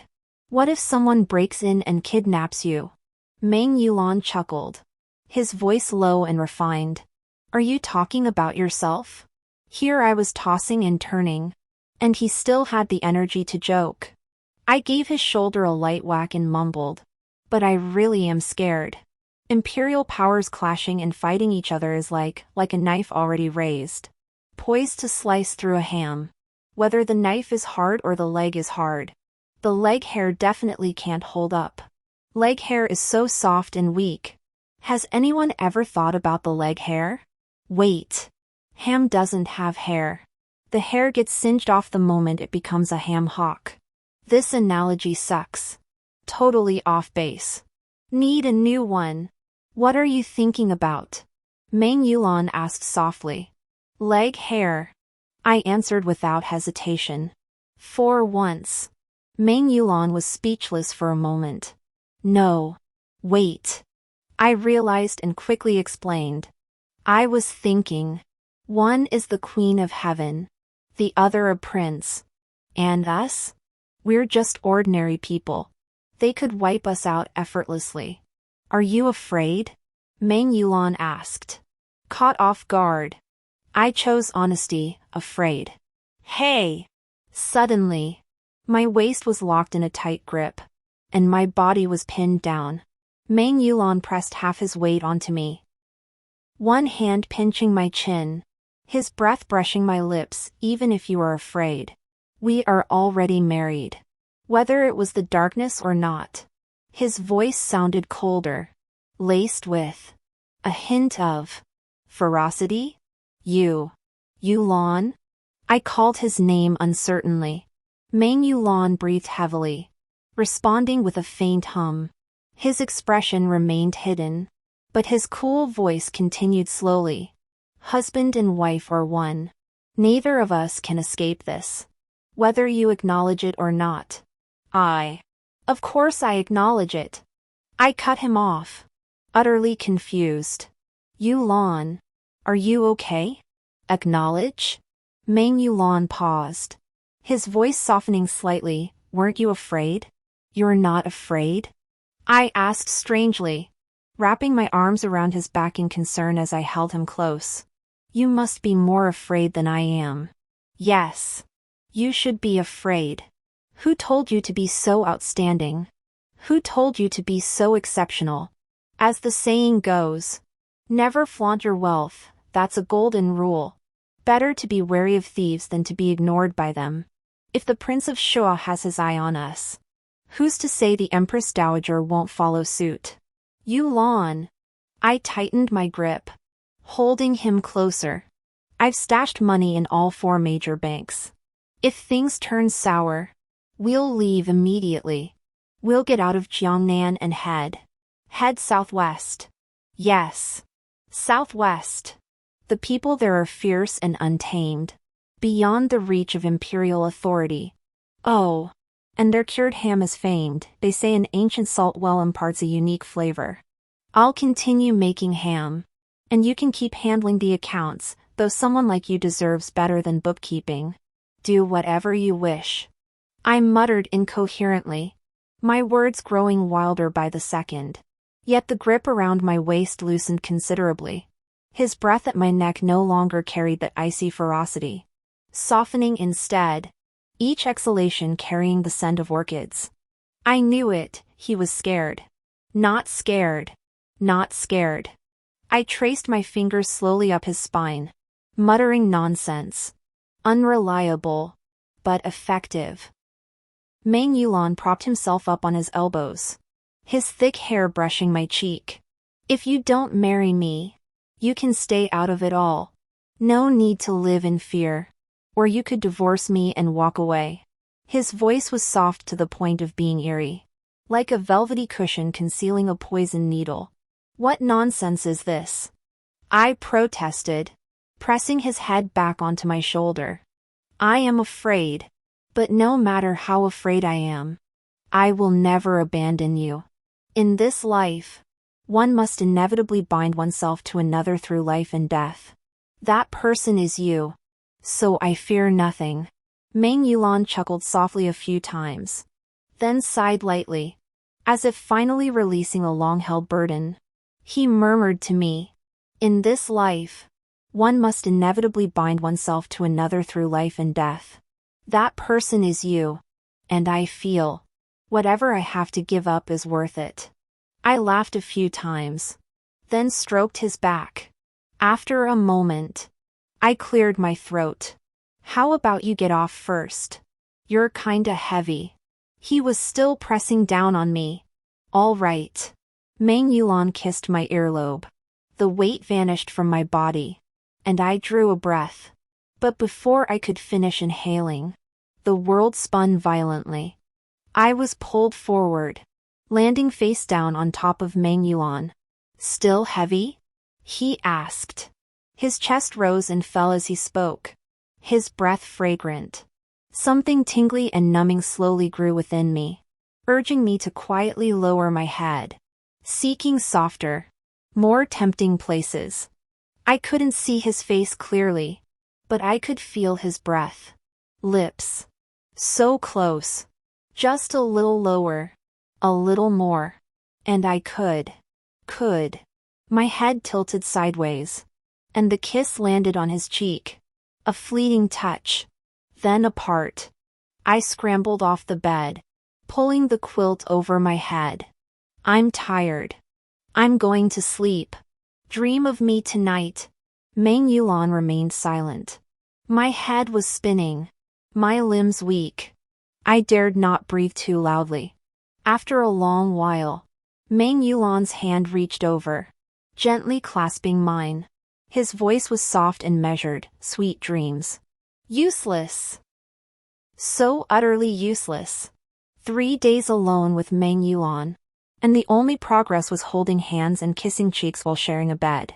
It was worse than the first night, at least then he'd gone straight for it. Dawn was breaking. Inside the carriage, I fiddled with the corner of my bundle, untying and readying the knots over and over.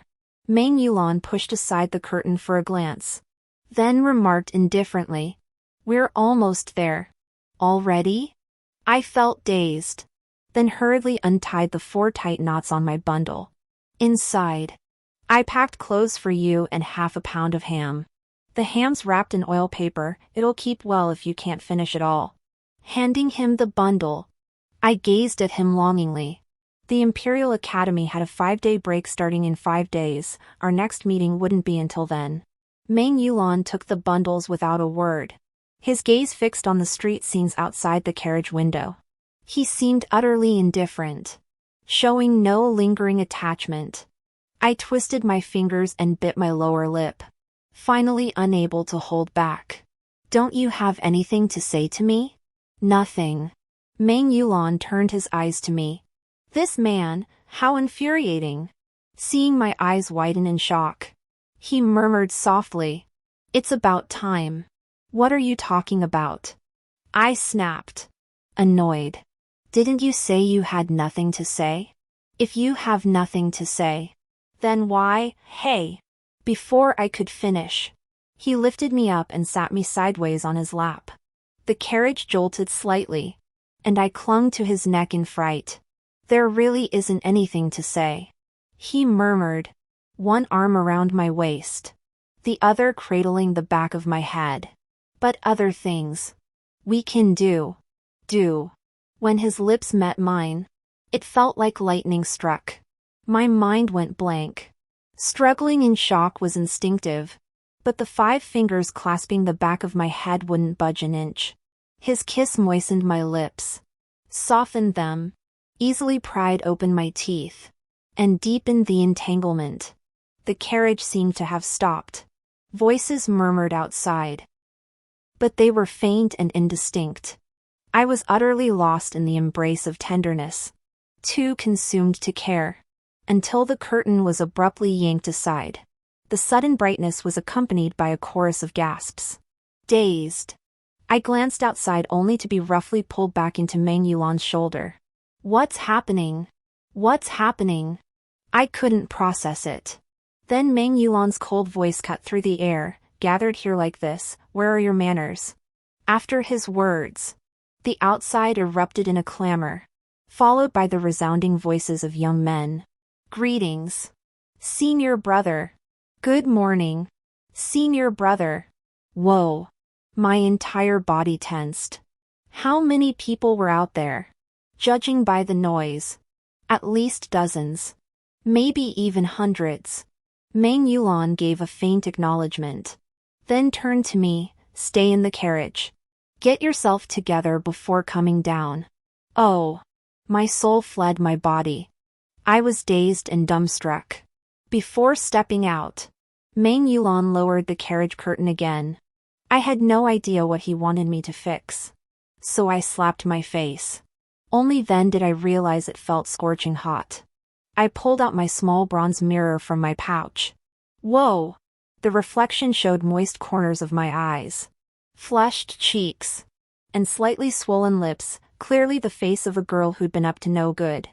I fanned my face vigorously with both hands and blinked rapidly until things calmed down a bit. Then I pushed aside the curtain to look outside. So many people? A sea of pale faces.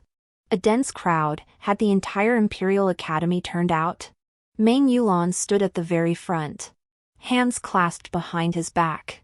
Tall and graceful, he stood like a slender green bamboo shoot in the morning light. The 100+ people before him? Bamboo shoots. Indeed. Humph. Sierra. Meng Yulan turned to me. Hand me the bundle. I gave a couple of O's and stepped down from the carriage. Bundle in hand. Never had so many eyes been on me at once, no matter how little I knew as a commoner. I couldn't disgrace Meng Yulan.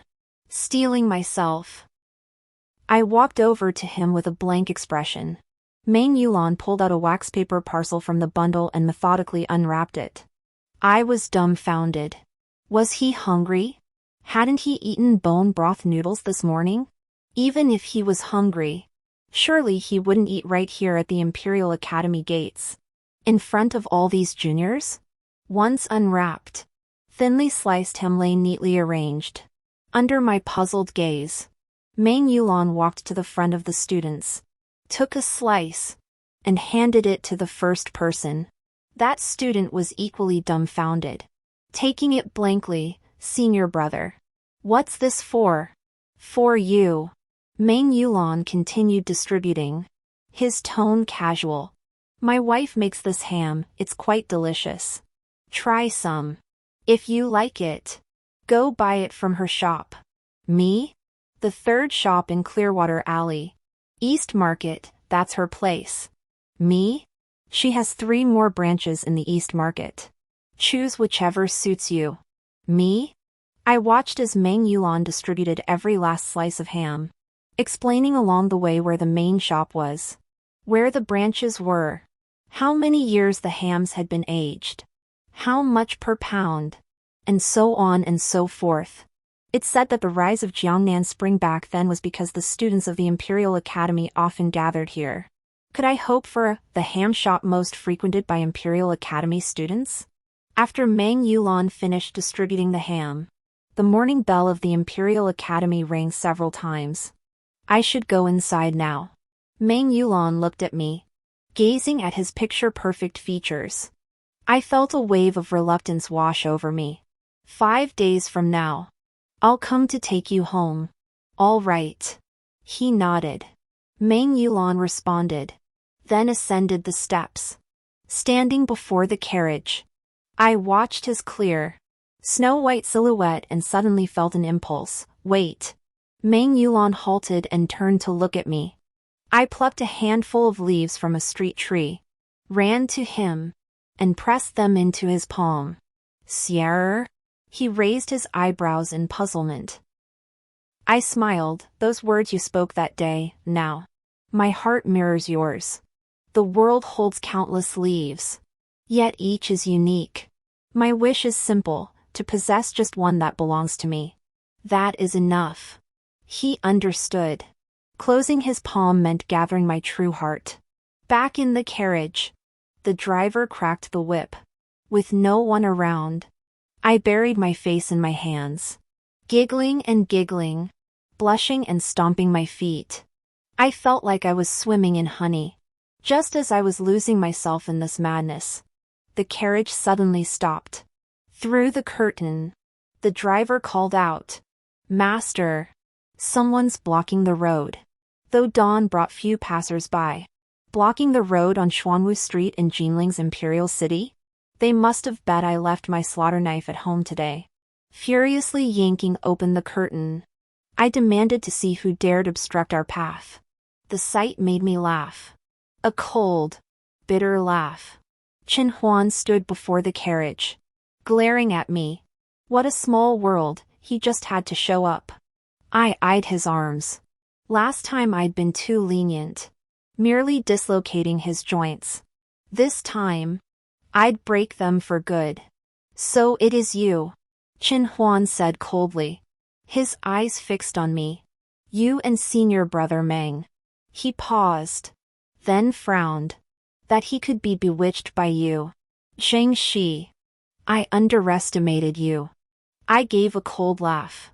You underestimated me, but I overestimated you.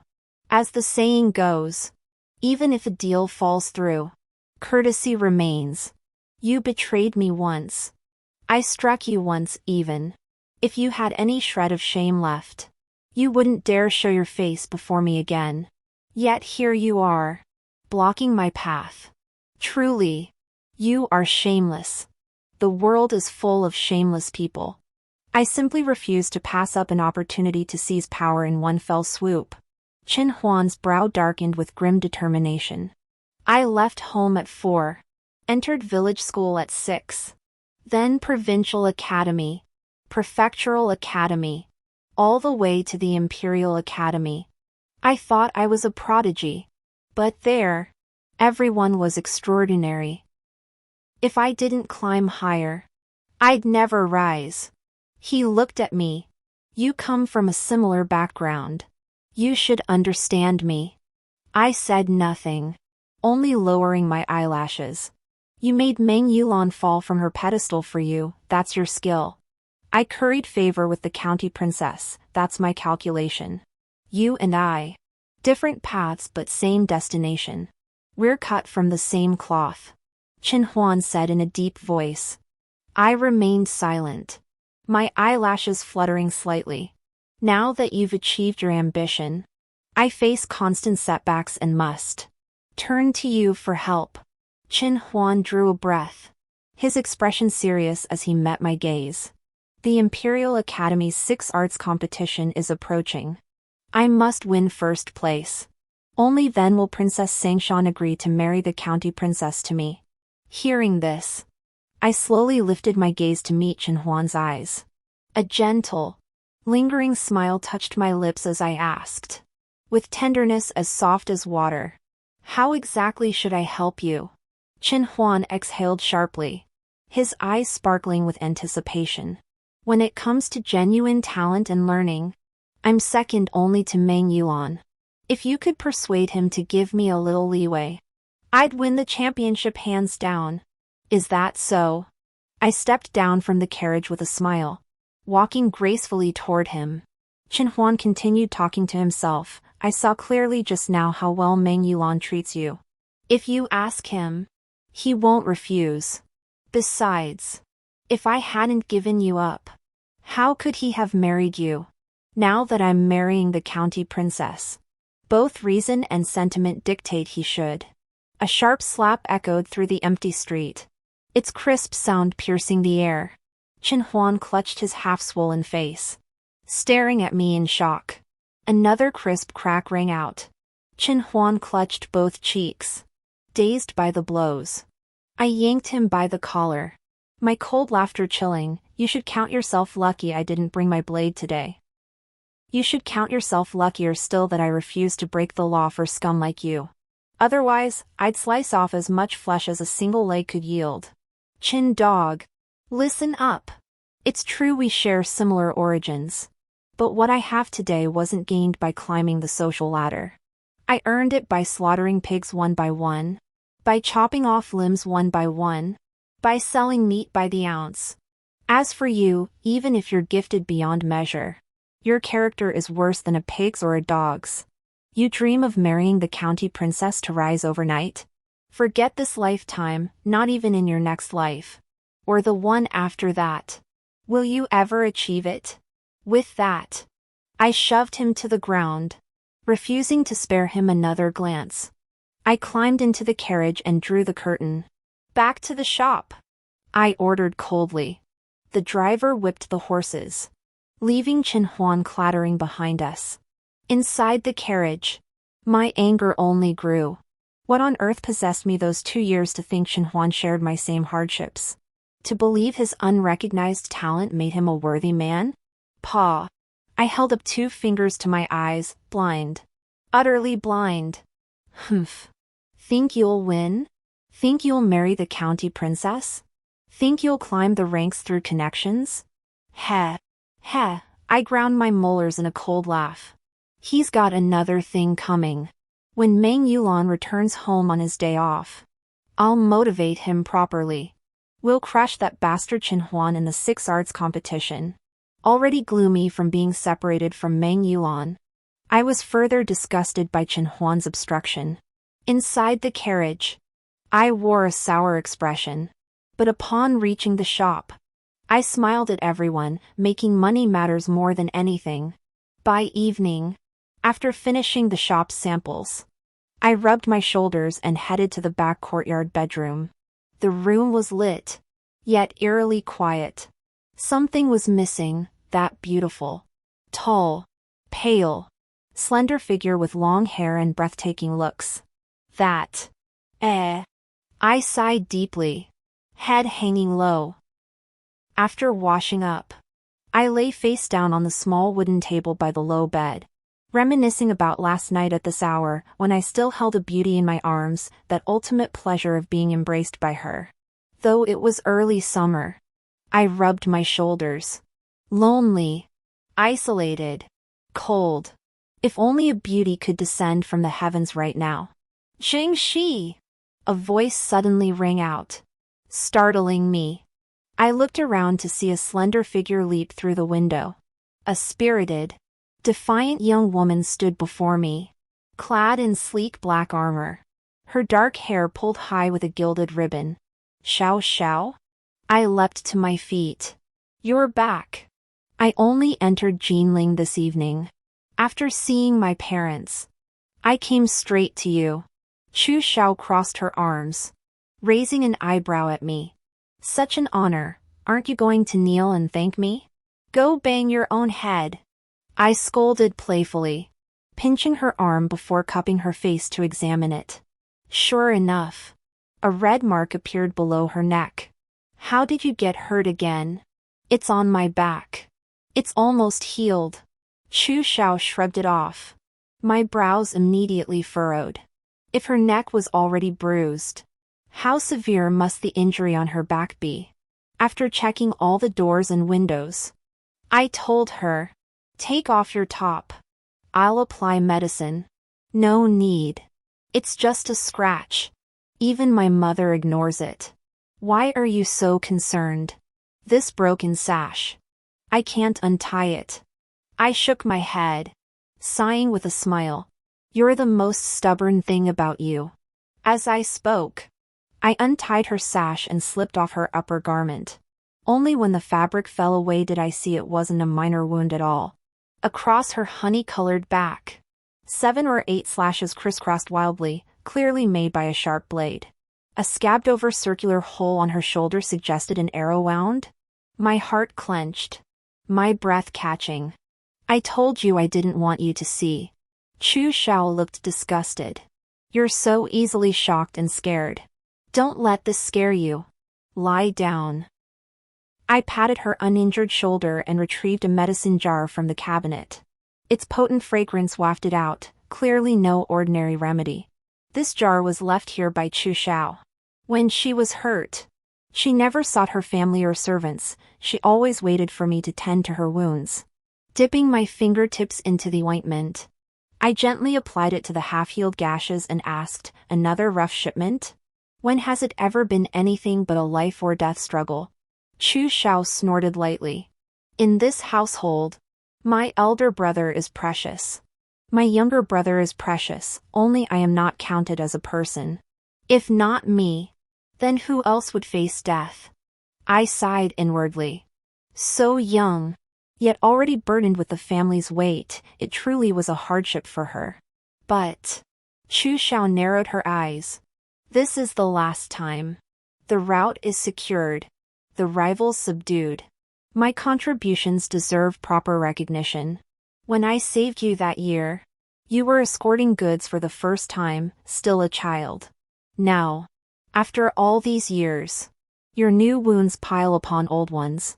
If your family still doesn't hold you in high regard, they truly have no conscience." I felt indignant for her. Chu Xiao was born into a prominent family that conducted vast trade operations, even controlling their own commercial routes.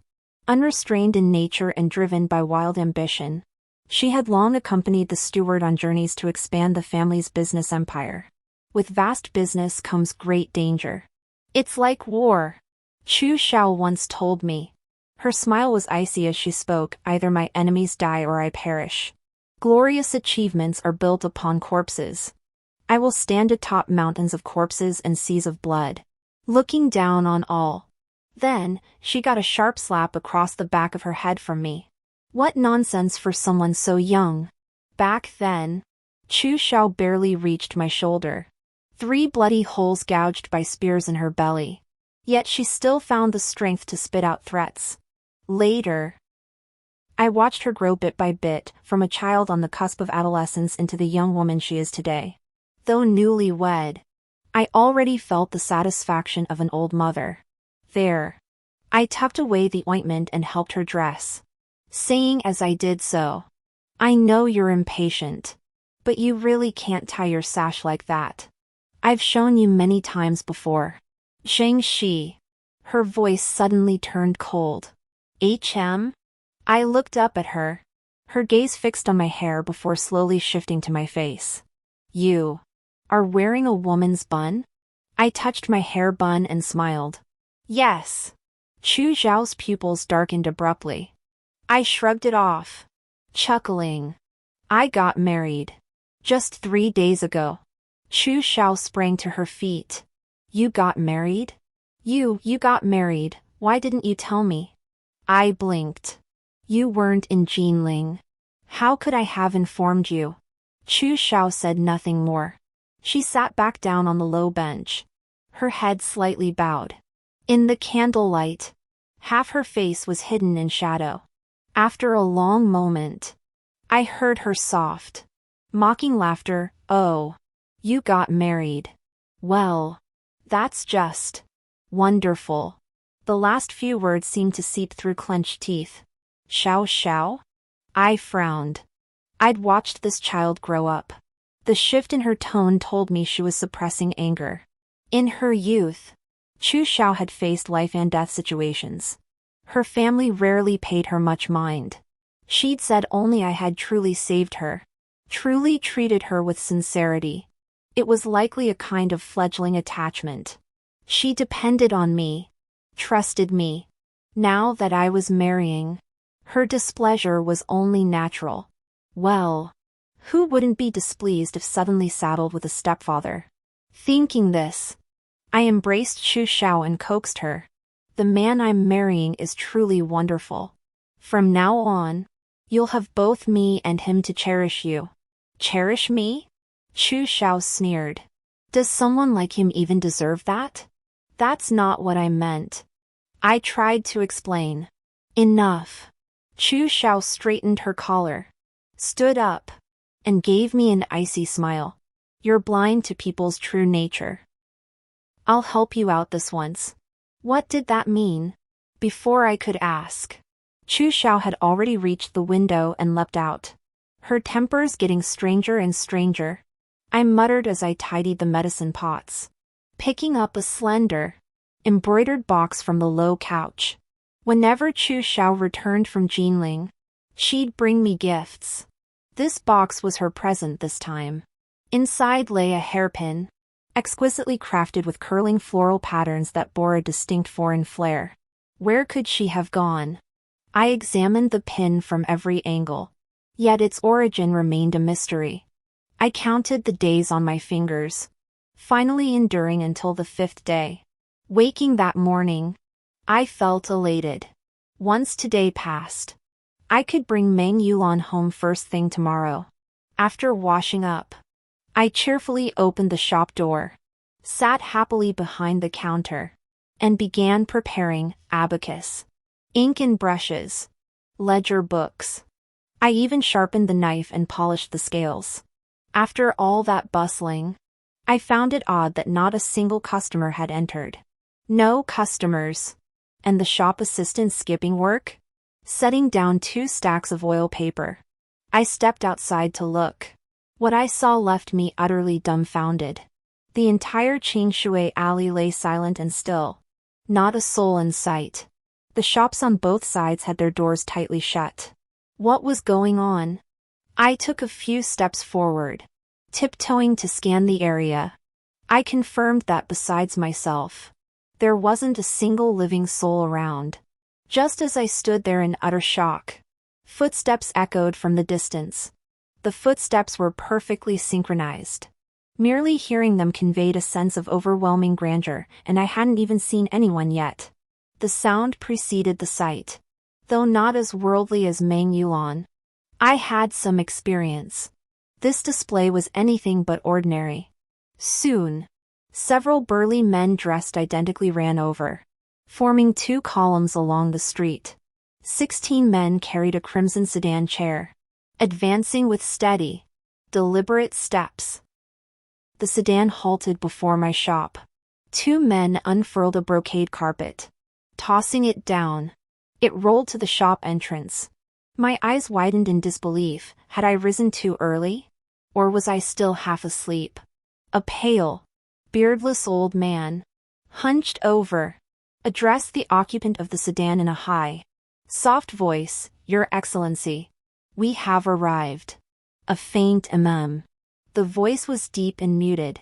Impossible to tell if male or female. The sedan curtain lifted, revealing a hand adorned with gold and jade. The old man carefully supported the hand's owner, guiding them down. In the 10 years since I came to Jinling, I've seen many high officials and nobles, even princes. Yet all of them combined couldn't match even half the majesty of this noble woman before me. Her hair was piled high, her robes splendid, her brows stern, her eyes sharp as a falcon's. When she looked at me, I felt inexplicably 3 inches shorter, a suffocating pressure making my breath catch. Are you the proprietor? She inquired. My breath caught in my throat as I nodded frantically. Yes. Yes. Do you still conduct business? She pressed. Yes. I blurted out, glancing nervously at the street filled with her guards before daring to look at her again. Are you? Here to purchase ham? Naturally, she replied coolly. My household is large, I require a substantial quantity. I clenched my knuckles tightly, forcing myself to stay calm. Please come inside. We can discuss it in the shop. The old man helped the noblewoman to the threshold. She glanced at me. My heart lurched. Up close, her imposing presence felt even more overwhelming. She entered the shop alone. All her attendants, even the elderly man who had supported her, stood respectfully outside. Did this person of such exalted status not fear I might seize the opportunity to harm her? I glanced at the several cleavers on the meat counter, wondering how I could discreetly stow them away. She entered the shop, strolled casually for a few steps, glanced around, and her sharp eyes met mine. A clean shop. I sweep it twice daily before opening, I said, shuffling the cleavers and stuffing them all under the counter, my smile twitching. Please take a seat. I'll brew some tea. Not necessary, the noblewoman said coolly. I didn't come for tea. Then, I gathered my courage to ask. What brings you here? The noblewoman looked at me without speaking. After a moment, she said indifferently, Didn't I say? To buy ham. Me. Do you expect me to believe that? What kinds of ham do you sell here? The noblewoman asked, as if discussing the weather. I didn't believe for a second she was here for ham. Judging by her entourage, she was likely royalty. Xiao Jin couldn't persuade Meng Yulan. If he hadn't given up, he must have another plan. Meng Yulan was at the Imperial Academy, out of Xiao Jin's reach. But I was here in the marketplace, much easier to manipulate. So this lady before me, was she Xiao Jin's agent? As I speculated, I absent-mindedly pointed at the hams. This is a 10-year-aged leg, smoked with pine wood. Lean meat, this is a 7-year-aged leg, smoked with osmanthus. 3 parts fat to 7 parts lean, this is a 5-year-aged leg, smoked with cypress. Half fat, half lean. A cold snort cut me off. I hear you own several shops in the Eastern market. I assumed you were a shrewd merchant. Yet you can't even identify your own hams. She walked to the hanging hams, pinched a bone, and examined it closely. This is clearly a salt-cured fat leg aged over 8 years. How can you claim it's only 5? I froze, then scrutinized it. She was right. My mistake was my own fault. But she'd only glanced at it and got every detail right. Her problem was far greater than mine. I couldn't believe a noblewoman of royal blood could identify a ham's age at a glance. Could it be? She wasn't Xiao Jin's woman? Then what was this display? This presence? Who exactly was she? I'm nobody, she said, as if reading my thoughts. She sat down on the empty chair without regard for her heavy embroidered silk robes, lifting her gaze to meet mine. Just a foodie who came here seeking fame to buy some ham. Is that so? My guard didn't lower one bit. She remained calm. Is this him made using the Jiangzhou method? Yes, I replied. She looked at me. You're from Jiangzhou. Yes, I answered again. Is the method for making ham a family secret? She asked. Yes. I nodded for the 3rd time. Her eyelashes fluttered slightly. Are you guarding against me? I took a deep breath and answered clearly. Yes. Why guard against me? She raised an eyebrow. I met her gaze directly, speaking each word deliberately. The man is innocent, but the treasure brings guilt. I am no one special. But since I married Meng Yulan, I must be vigilant at all times. Protecting myself is also protecting him. She understood. She gave a dismissive snort. I did not come for Meng Yulan. You can rest assured. After speaking, she turned her gaze back to me. I have no interest in lying. I came for this Jiangzhou ham. I, too, am from Jiangzhou. When did Jiangzhou produce such a woman radiating sheer dominance? Sit. She gestured to the empty chair opposite. I've been away from Jiangzhou for many years. Today, I came to see you for two reasons, your ham. And you yourself. I sat down. Half convinced. Half skeptical. Looking at her. For me? But I don't even know you.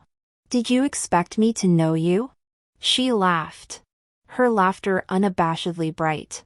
You're just the proprietor of a small ham shop. Had you not married Meng Yulan, I'd never have known you existed. You needn't guard against me. If I set my mind to something, neither you nor Meng Yulan could stop me. Though arrogant, I knew she spoke the truth. Jiangzhou is a fine place, she said, her smile fading slightly as her lips curved upward. But compared to Jinling, it's merely a backwater. I abandoned Jiangzhou for Jinling to pursue my future. What brought you here from Jiangzhou? To save my life. I replied softly. She glanced at me. My mother fell gravely ill. The physicians in Jiangzhou couldn't save her. So I came to Jinling seeking treatment. I twirled the embroidery on my sash and continued. Alas, Mother didn't survive. After she passed, I remained in Jinling until now. And your father? She inquired. My father. I pressed my lips together and murmured. He passed away even earlier. How did he die? Drinking. He drank himself to death. She gave a faint oh. Yet her keen mind latched onto the crucial point. You don't wish to speak of your father. Me. No response was needed. She already had her answer. He treated you poorly. Or perhaps treated both you and your mother badly. You refuse to mention him. Your expression holds resentment and anger. You hate him. Her speech was unhurried, even languid. Yet her demeanor was relentless. Each word cutting like a blade. I kept twisting the embroidered pattern on my sash. I could have avoided her. Ignored her. But for some reason, I held my breath and fixed my gaze on her. Yes. I hate him. Even if he's dead. Even if he's turned to dust. I still hate him. The cleaver, gripped by thick, calloused hands, hacked at Mother's clothes.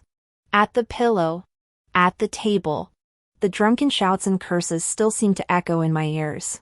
My father was a drunkard, fond of both food and drink. Mother married him out of necessity.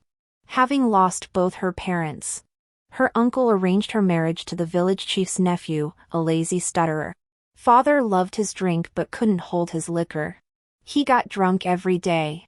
And when drunk, he cursed. Sometimes he even drew his knife. During their first 2 years of marriage, Father worked outside while Mother managed the household. They were so poor they couldn't even afford to put food on the table. After giving birth to me, I fell gravely ill with a fever that wouldn't break. We couldn't even afford the doctor's fee. That's when Mother realized we couldn't possibly keep me alive like this. To save me, she took a job washing pig intestines for the butcher, toiling day and night to earn a pittance. Seeing her bring home money, Father became utterly idle, drinking himself into a stupor all day, while every other man in the village worked. He grew restless from inactivity, even joining village children in raiding bird nests and catching loaches. My mother, diligent and clever, spent 2 years washing pig intestines before learning to slaughter pigs. After 2 years of slaughtering, she mastered making ham. Our family's fortunes visibly improved. My father ate well, dressed well, and grew so plump he could be split into 3 mothers. My mother grew terribly thin, yet she could lift a whole pig. Mother opened a ham shop, but Father never helped. Instead, he insisted on acting like the head of the household, forbidding Mother from hiring help. He claimed workers would steal from the family, threatening to kill them and Mother too. He was just drunk. He has a bad temper. He only talks tough. He never hit me, Mother always said. That's right. Father never hit Mother. He never hit me either. He'd grab a knife, slashing here and there, threatening to kill this person, then that person. Ever since I can remember, every day was filled with fear and tears. I begged Mother to divorce him.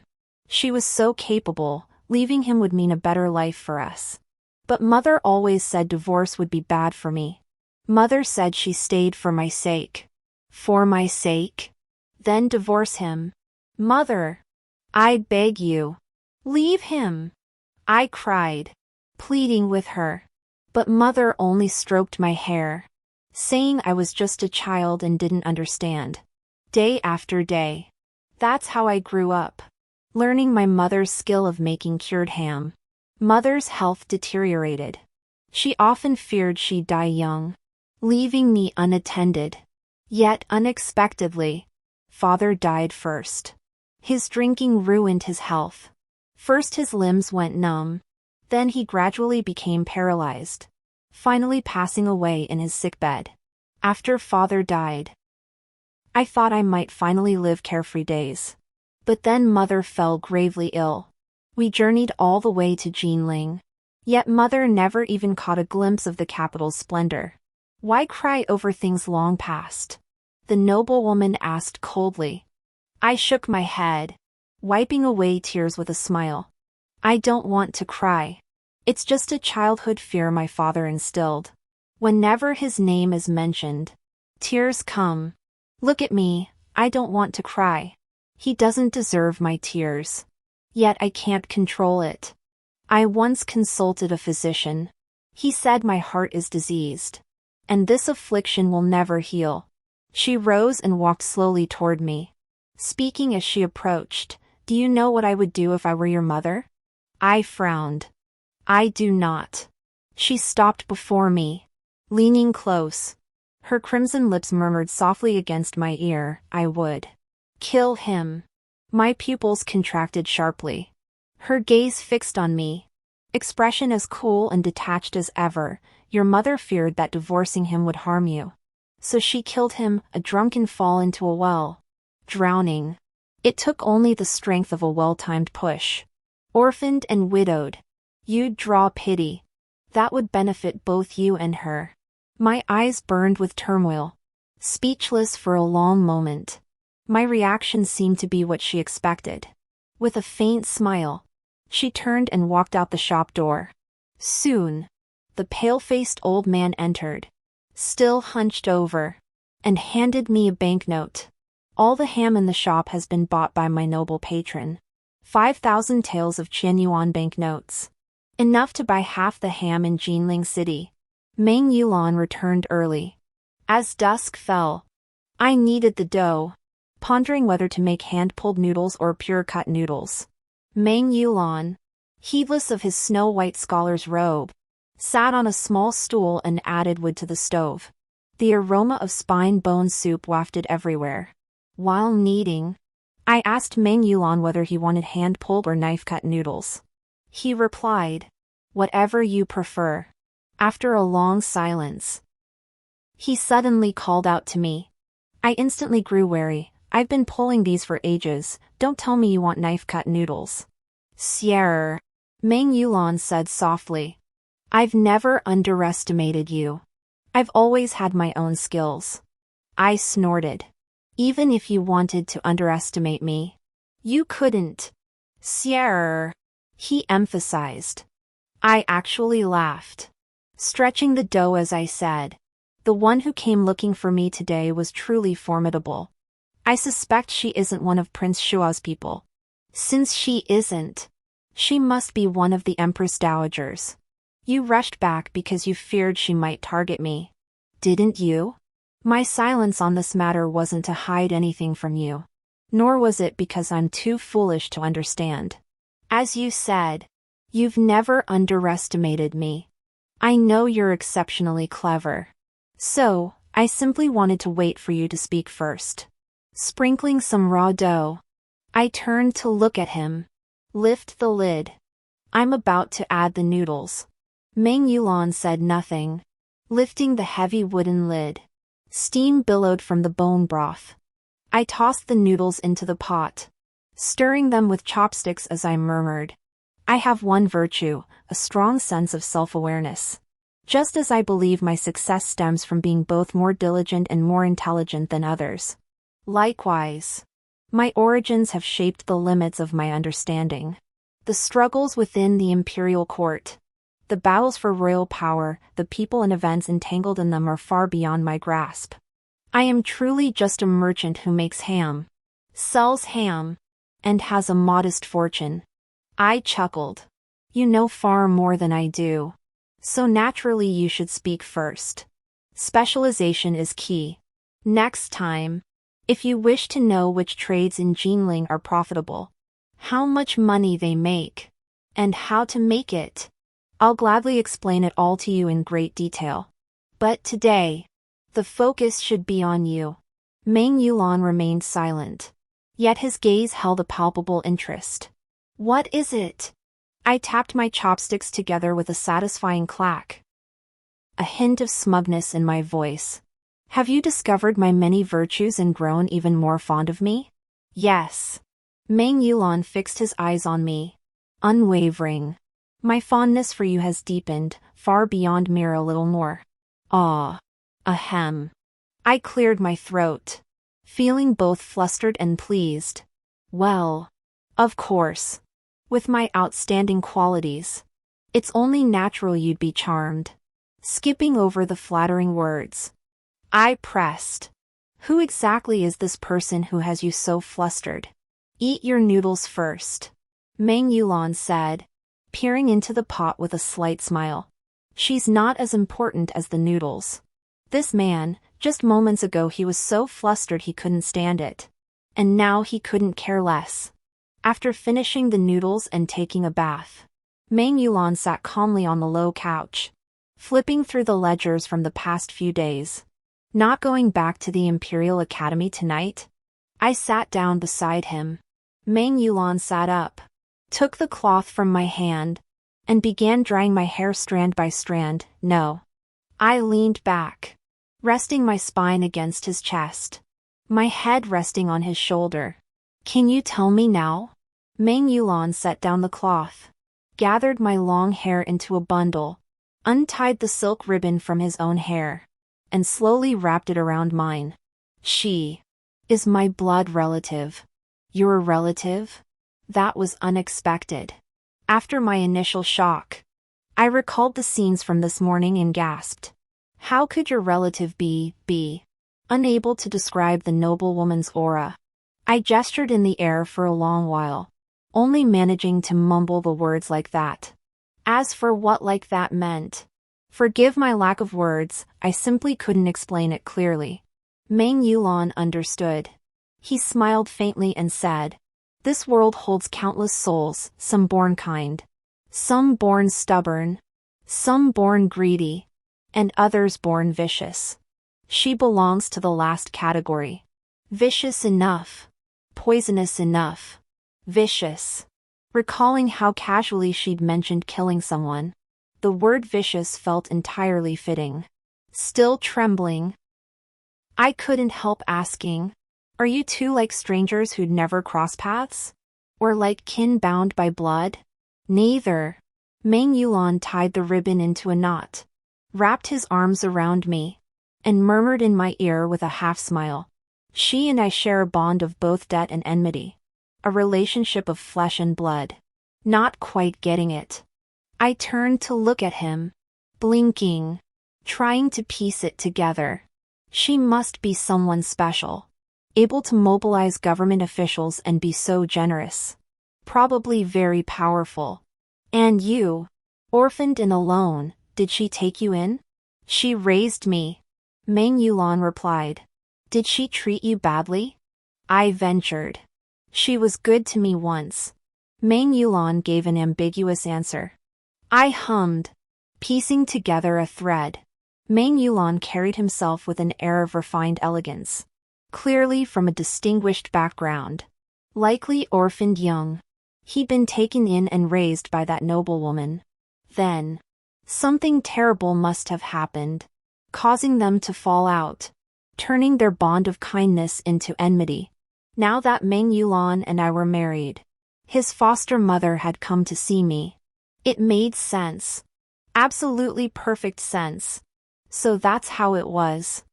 I murmured with a sigh, turning to kneel before him. I stroked his cheek tenderly. You've suffered.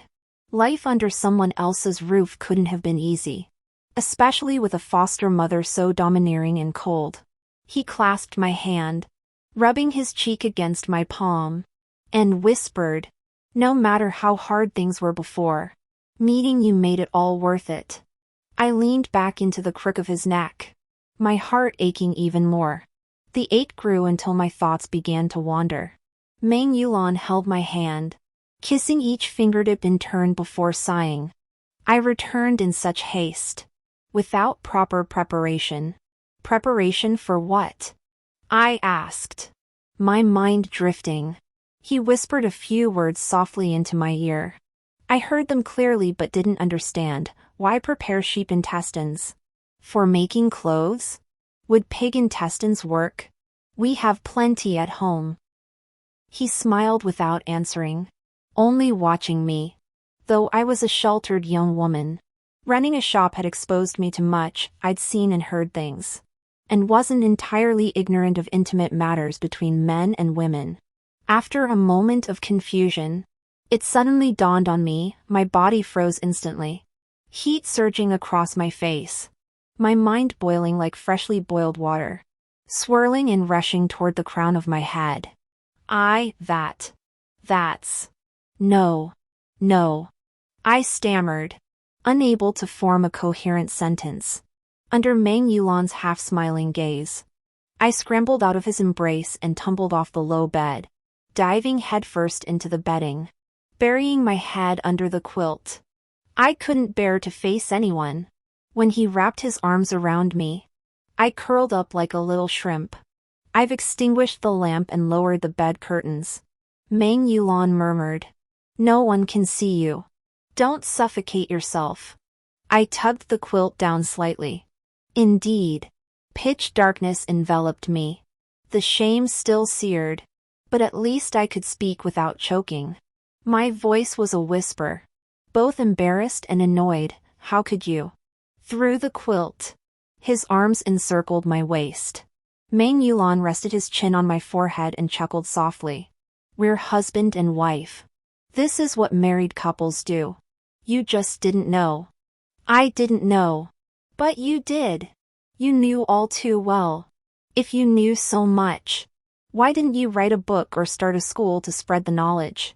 A barrage of sarcastic retorts flashed through my mind. After a long silence, my emotions slightly calmed. I picked at the embroidery on his nightshirt collar and whispered, don't you want children? It's not that I don't want them. He replied, the time isn't right. Oh, I responded. Do you want children? He asked. I shook my head. I've never thought about it. Then don't think about it for now. Meng Yulan said. The political situation is unstable, and people's hearts are treacherous. If you were pregnant, there would be even more variables. I thought of Prince Shua, then of the Empress Dowager. After a moment's consideration, I nodded. You're right. Meng Yulan drew me closer into his embrace and murmured, marrying me means even having children isn't something you can decide freely. I'm sorry for putting you through this. What injustice is there in that? I shrugged it off. I never planned to have children anyway. Children are lovely, but I have a business to run, trade to expand. My cured ham rivals any in Jinling. How could I be content to stay confined to the East Market? I intend to open ham shops in the West Market, and beyond Jinling. As I spoke, my earlier shame and anger faded. I climbed out from under the covers, knelt on the bed, and gestured with my hands. Live pigs are valuable, but their meat spoils easily. Ham is the most common meat the people eat, like rice, flour, and oil. If I can expand my shops across Jinling within 3 years, I can harness the power of the canal, heading north to transport ham to Yanqing. heading south to transport ham to Landau. Back and forth like this. Do you know what will happen? It will. Meng Yulan chuckled. Make you the wealthiest man in Dashing? That's impossible. I scoffed. Without official backing, becoming the wealthiest man isn't so simple. Then, with satisfaction, I added, but by repeating this cycle, my ham will reach every corner of the land. Wealth may change hands over generations, but a reputation endures for all time. Like Yanbei premium rice? Meng Yulan asked. Exactly. I laughed. When people speak of rice, they mention the lands north of Yen City, though the finest rice actually comes from Wuchang further northeast. When they speak of tea, they praise the humid lands south of Jiangnan, home to several renowned teas. And when they speak of ham, it's the hams from Jinling City that are most famous. Over time, even if I'm no longer here, this craft, this flavor, this name, they'll never vanish from the world. That matters more than wealth. At this, I laughed again and threw myself back onto him. Of course, if it really comes to that, money won't be lacking. Becoming the richest in the region would only be natural. I always knew you were a person with ambition and vision, he said.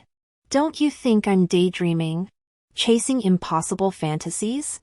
I looked at him. Only faint outlines visible in the darkness. Not at all. He smiled softly. Your skill in making ham. Your drive for business. And you yourself, steadfast in mind. Tireless in effort. Success is only a matter of time. I lay lazily against his arm and spoke slowly. I don't know if I'll achieve success, but I'm willing to give it my all. As for pregnancy and childbirth, that would slow me down. I never thought about it before because I didn't need to. But now, I took a deep breath and turned to Meng Yulan. Now, I'll give you another answer. I don't want to. Pregnancy, childbirth, I still refuse. This has nothing to do with our bond, the child's safety, or the grand scheme of power.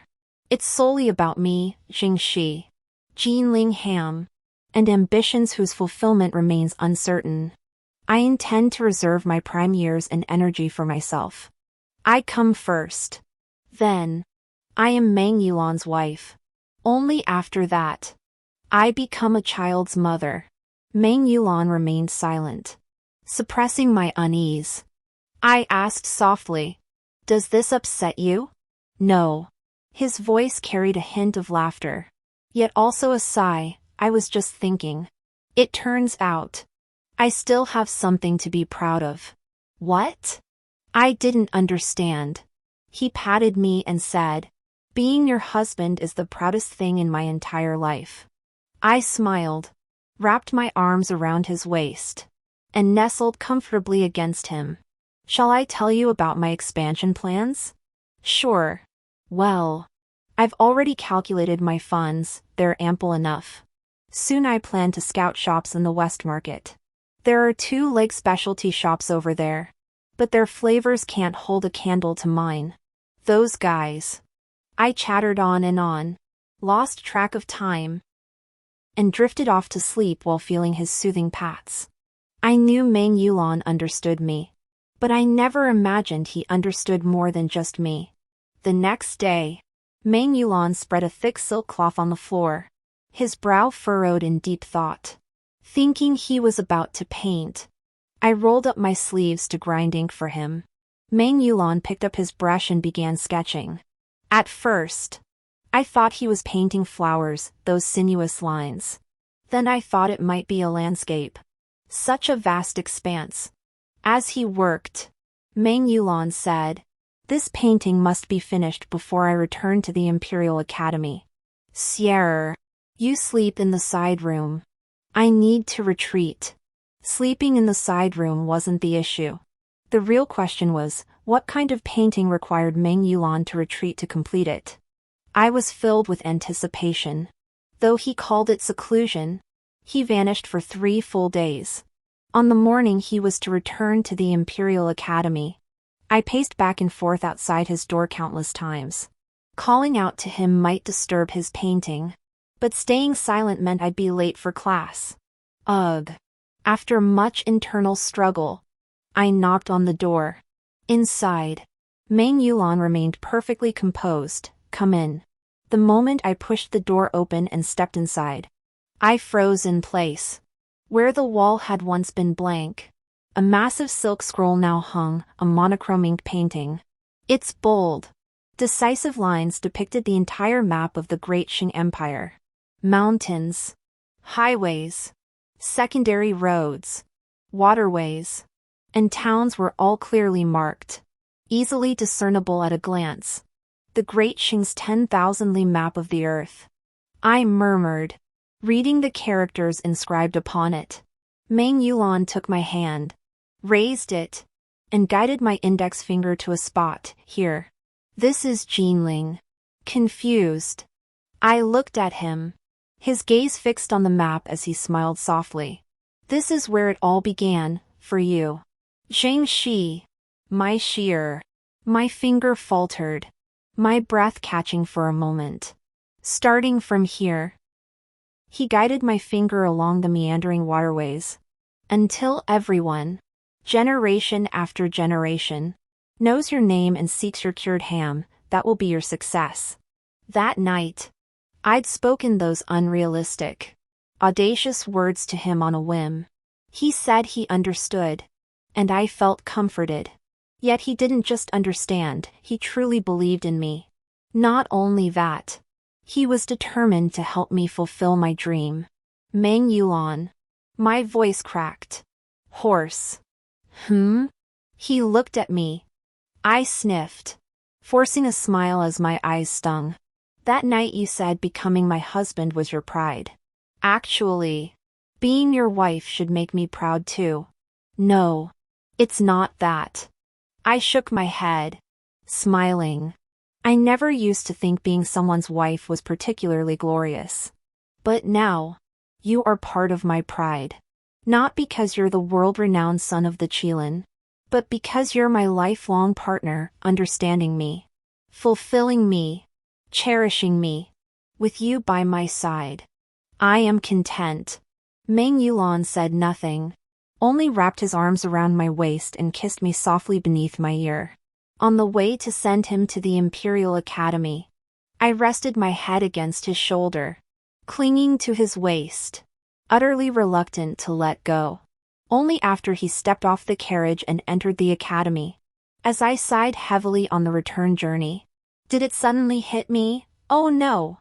I forgot to tell him to crush Chen Huan at the 6 arts competition. Well, even without my reminder, Chen Huan stands no chance against Meng Yulan.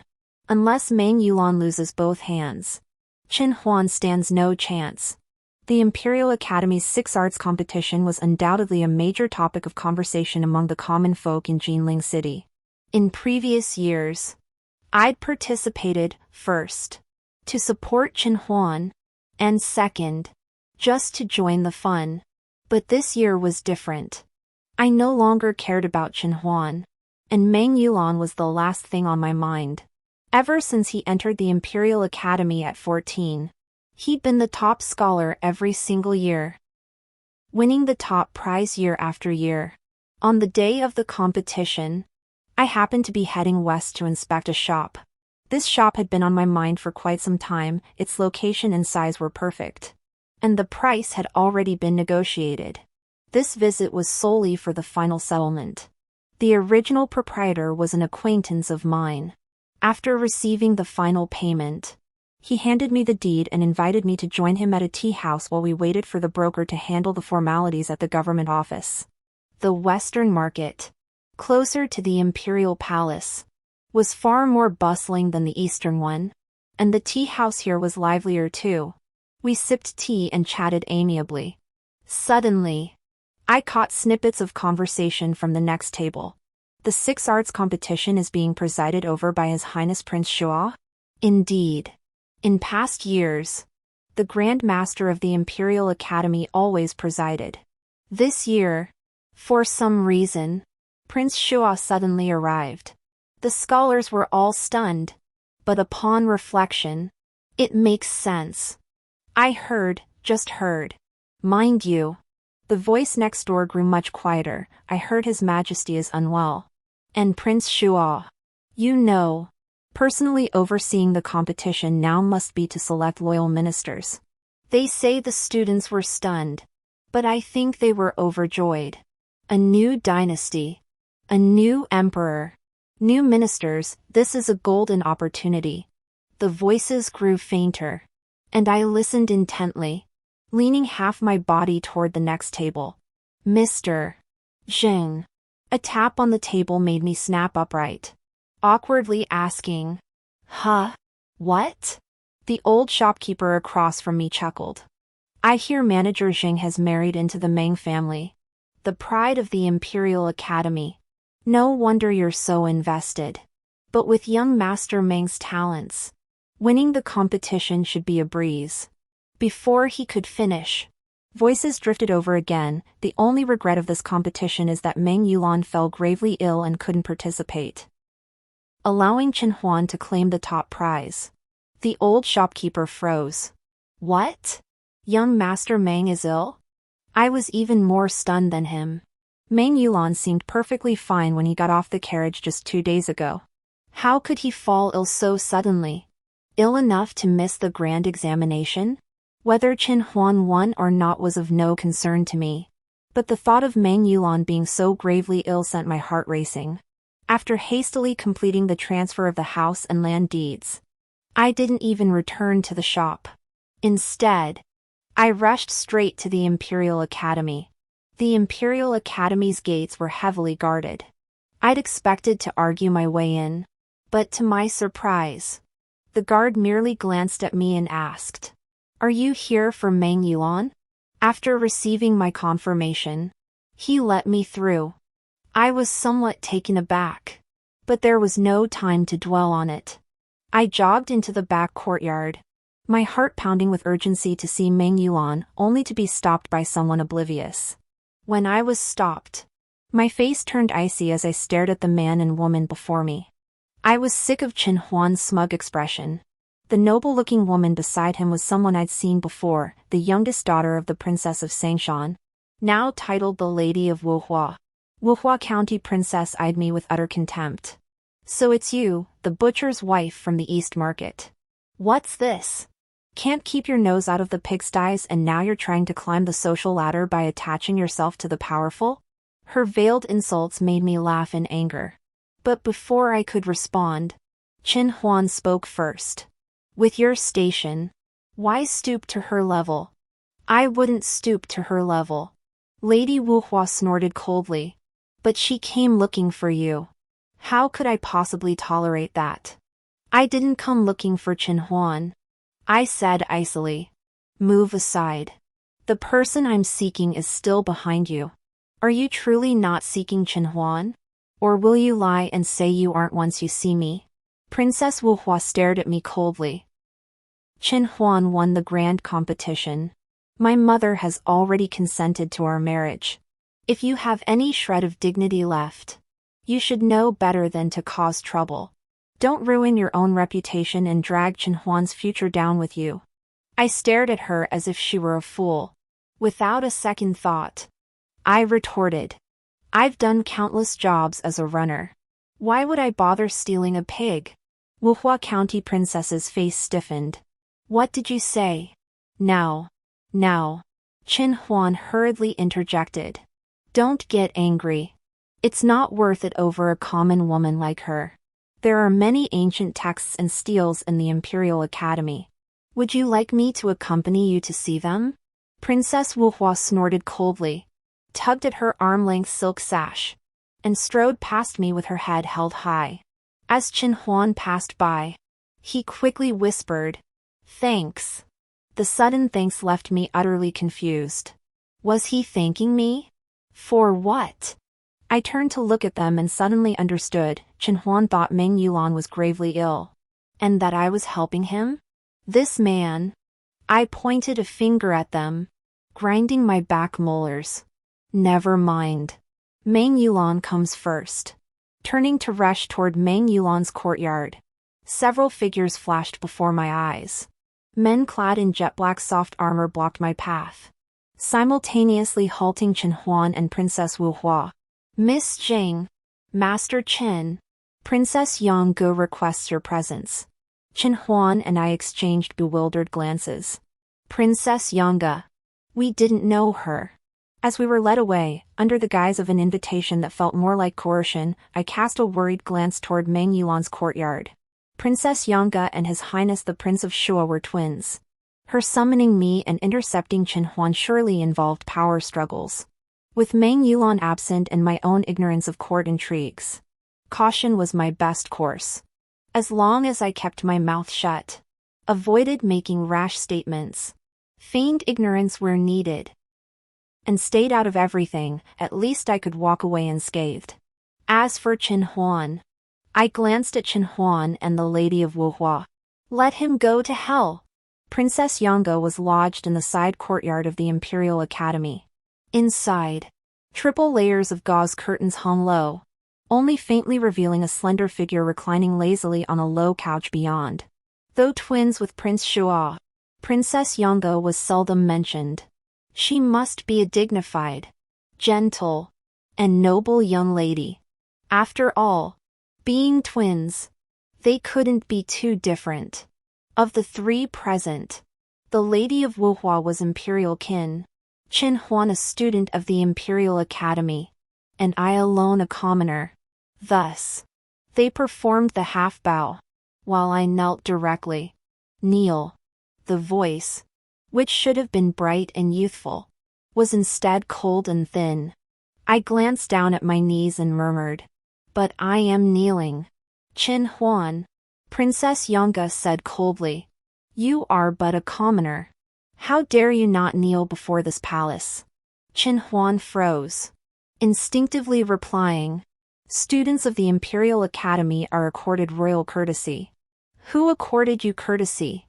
Go seek them out. This palace does not accord you courtesy. So you shall kneel before me." Princess Yanga's tone grew increasingly harsh. Chen Huan's face darkened. He prided himself on being a scholar of the Imperial Academy. Yet now he was constrained by imperial authority. Seeing him hesitate, Princess Yanga commanded, "Guards!" Without further words, 2 guards seized Chen Huan, each delivering a kick to the back of his knee. Chen Huan collapsed with a thud, letting out a low cry of pain. "Princess!" Lady Wuhua interjected urgently. "Chen Huan is this servant's betrothed. For my sake, please do not treat him thus." Princess Yanga inquired slowly. "And who are you?" Lady Wuhua paused, then replied, "This servant is Xiao Wuhua." "Hm?" Princess Yanga remained skeptical. "I am the daughter of the Sangshan County princess." Lady Wuhua clarified her identity once more. This time, Princess Yanga recognized the name, but only recognized it. She snorted derisively. "Xiao Songshan's daughter? No wonder I don't recall you." Princess Yanga remarked casually. "Xiao Songshan's father was merely a duke. That branch died out long ago. Her title as princess was granted by the emperor. Your kinship to me extends beyond the 5th degree of consanguinity. Therefore, you too must kneel." County Princess Wuhua stood dumbstruck, unable to speak. The Lady of Wuhua County stood dumbstruck, speechless.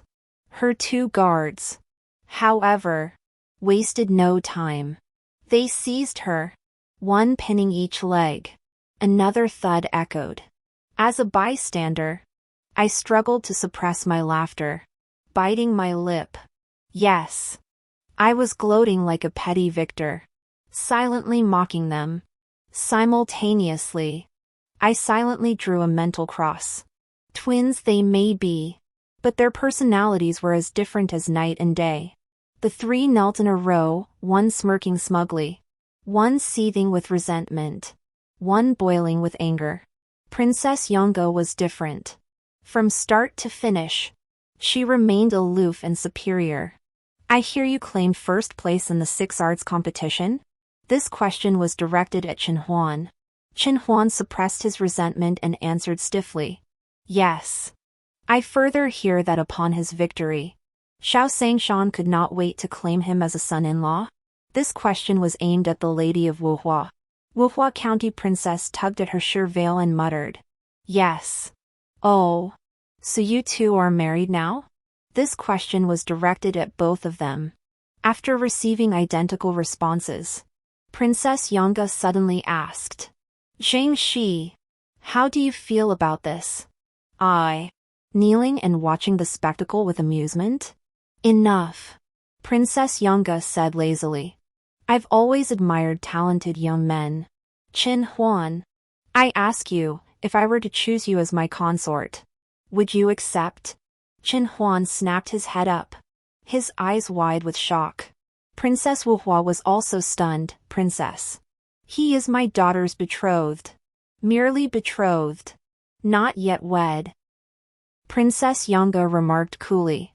Chen Huan's talents surpass all in the Imperial Academy. He is worthy of me. Chen Huan. Consider carefully, do you wish to marry? What was your name again? Princess Yonga shook her head, dismissing Wu Hua's protest. You choose, marry the daughter of a lesser branch. Or marry me. For others, this might be a difficult decision. But for Chen Huan, it was a no-brainer.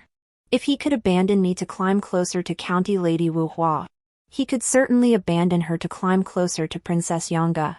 After all, Princess Yonga was the younger sister of Prince Shuo.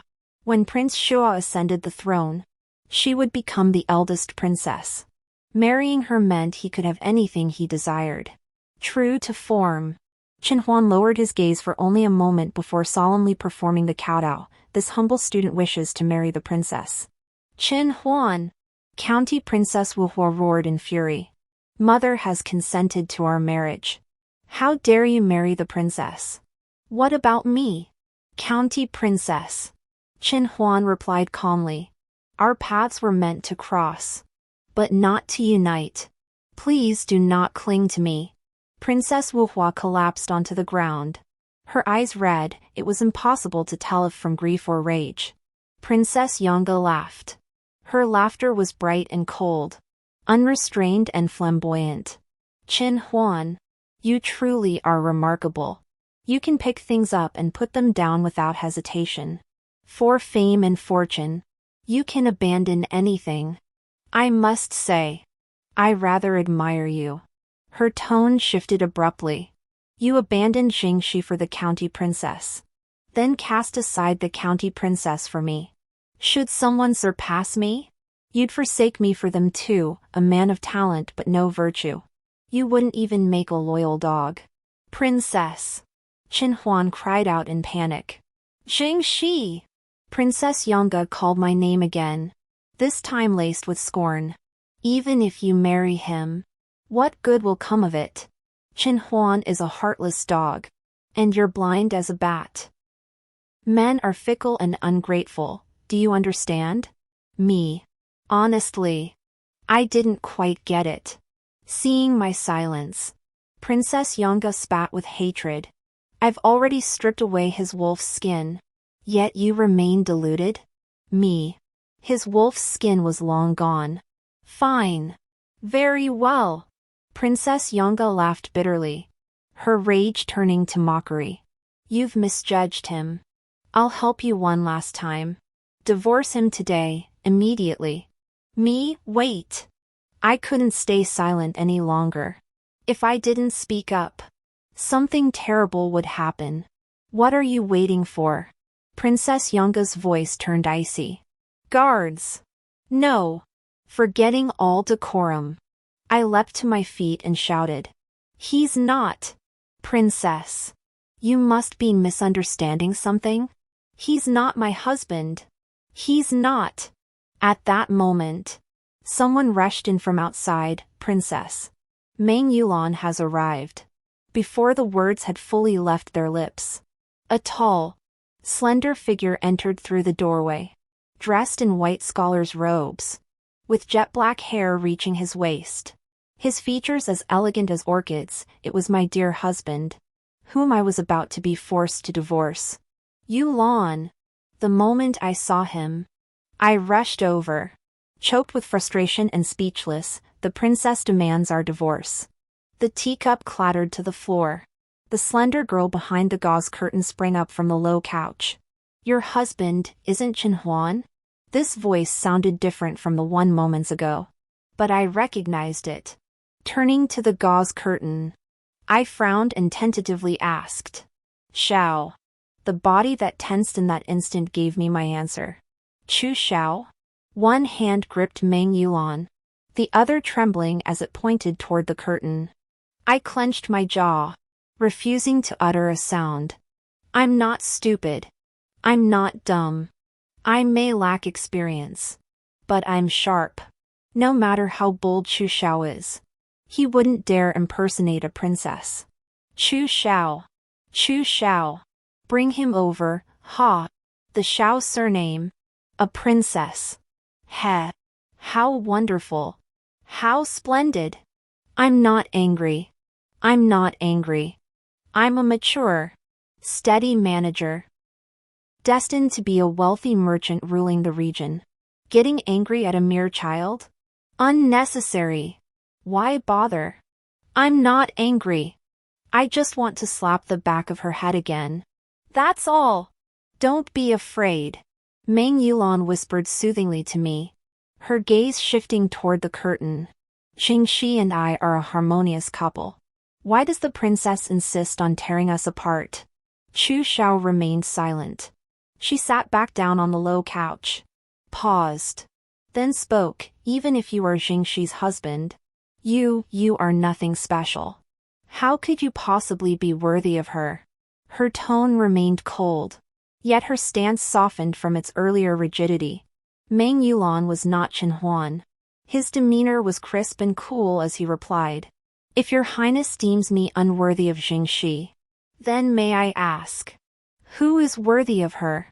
Naturally, there are those who are. Chu Shao retorted coldly. Meng Yulan, if I were to choose you as my consort, I refuse. Meng Yulan cut her off before she could finish. Why refuse? Chu Shao demanded angrily. Meng Yulan remained unruffled, returning 3 words, unworthy. I clenched my fists, pressed them to my mouth, and coughed. That answer was truly incisive. Was he saying he was unworthy of the princess? Or that the princess was unworthy of him? Either way, it was undeniably sarcastic. Meng Yulan remained neither arrogant nor servile before Prince Xue, and showed no courtesy whatsoever to Princess Yanga.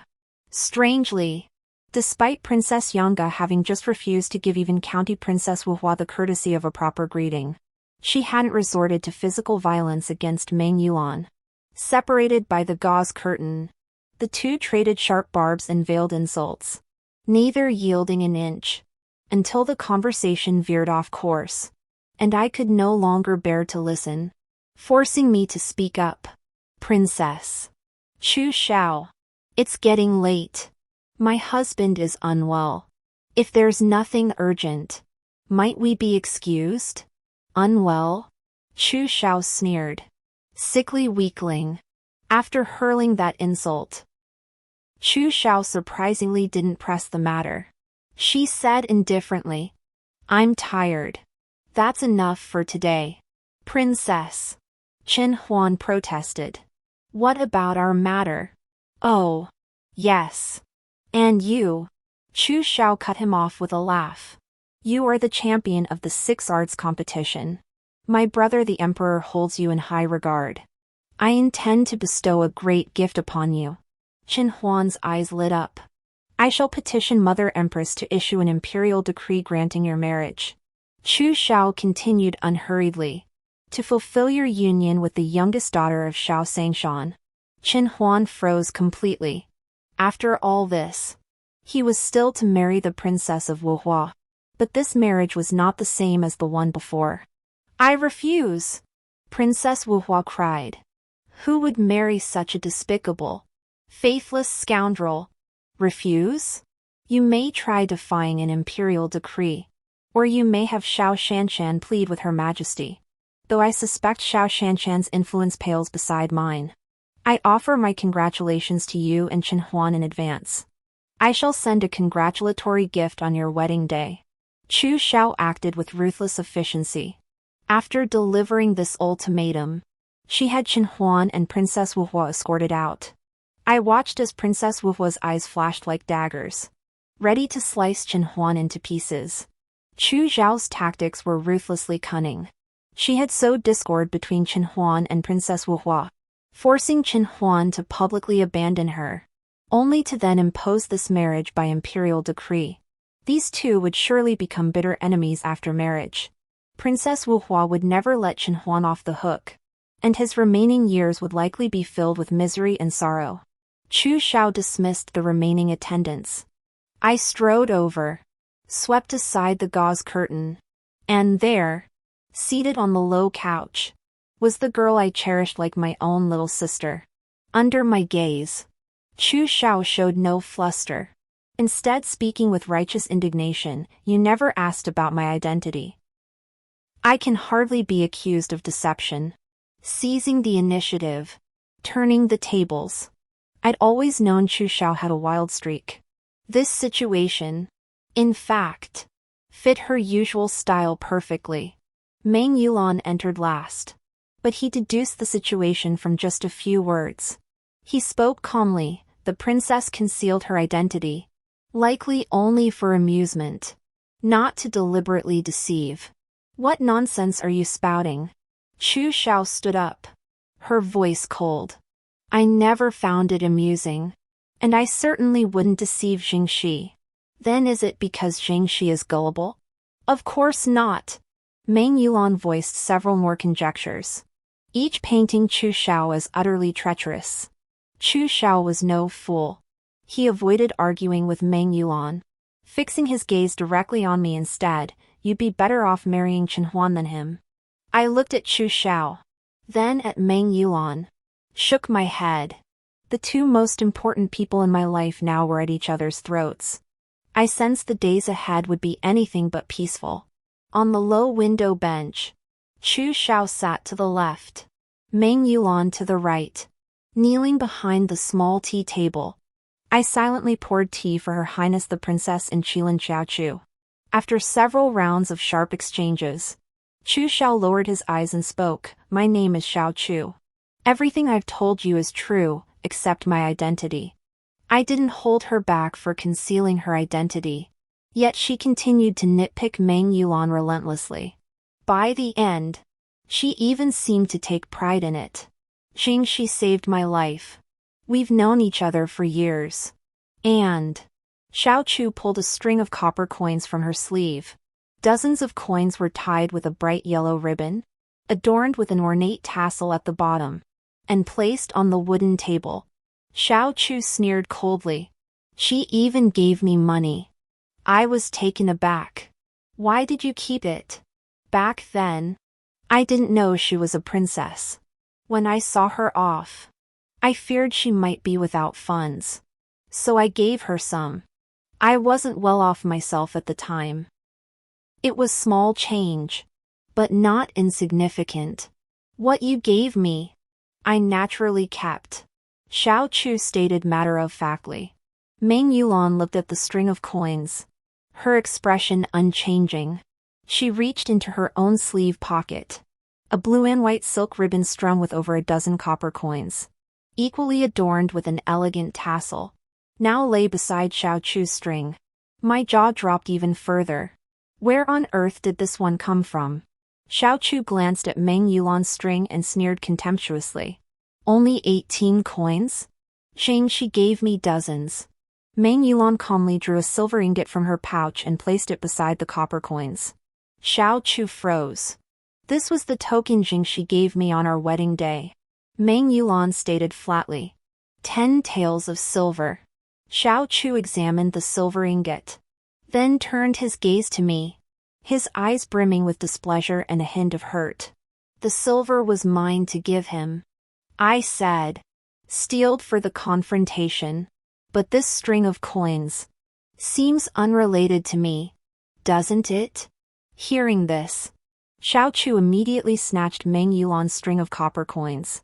After a glance, he coldly declared, Tianshan Tongbao. Meng Yulan, you dare compare coins minted during the late emperor's reign to mine?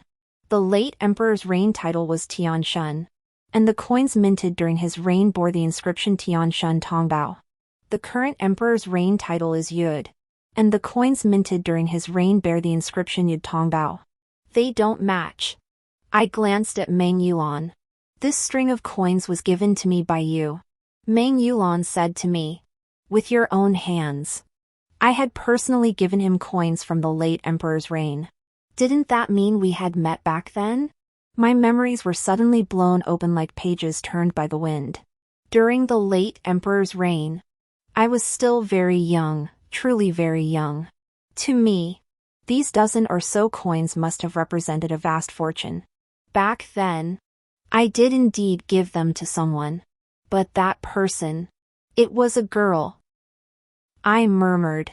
A thin, petite, long-haired mute girl who couldn't speak. That was me, Meng Yulan said calmly, as if sensing my recollection. Back then, to evade pursuers, I had to disguise myself as a boy. Fortunately, I met you, you saved my life and gave me silver. You are my benefactor. Oh. I struggled to regain my bearings. My senses drifting away. Meng Yulan. The little mute. The little mute. Meng Yulan, she. He. Was one and the same. I studied Meng Yulan's face closely. Yet no matter how I looked, I couldn't connect it to the little girl in my memory. That little mute was so thin and pale. Meng Yulan is also thin and pale. But that little mute was fierce. Ready to bite.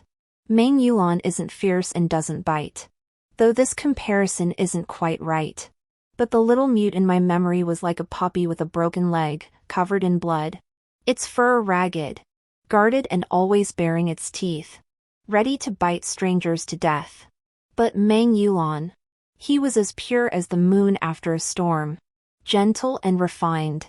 Even if Meng Yulan said it himself, I'd struggle to connect the two. Xiao Chu slammed Meng Yulan's string of copper coins onto the wooden table, demanding angrily, Zheng Shi, how many people have you saved? How many have you given money to? I'd like to know the answer to that question myself. Meng Yulan unexpectedly echoed Xiao Chu, turning to me with gentle eyes. Sierra, is there anyone else? Under the scrutiny of their 4 eyes, I felt more exhausted than hauling 2 pigs. Raising my hands in surrender, I protested. No one else. Just the 2 of you. If there were more, I wouldn't have enough coins to give anyway. Xiao Chu snorted coldly. But regardless, Jingxi gave me the most copper coins. The silver ingot Sierra gave me could buy over 100 copper coins. Meng Yulan stated calmly. Jingxi cherished me, caring for me for over 2 months. Sierra doted on me, tending to me for nearly half a year. Jingxi loved making me bone broth noodles.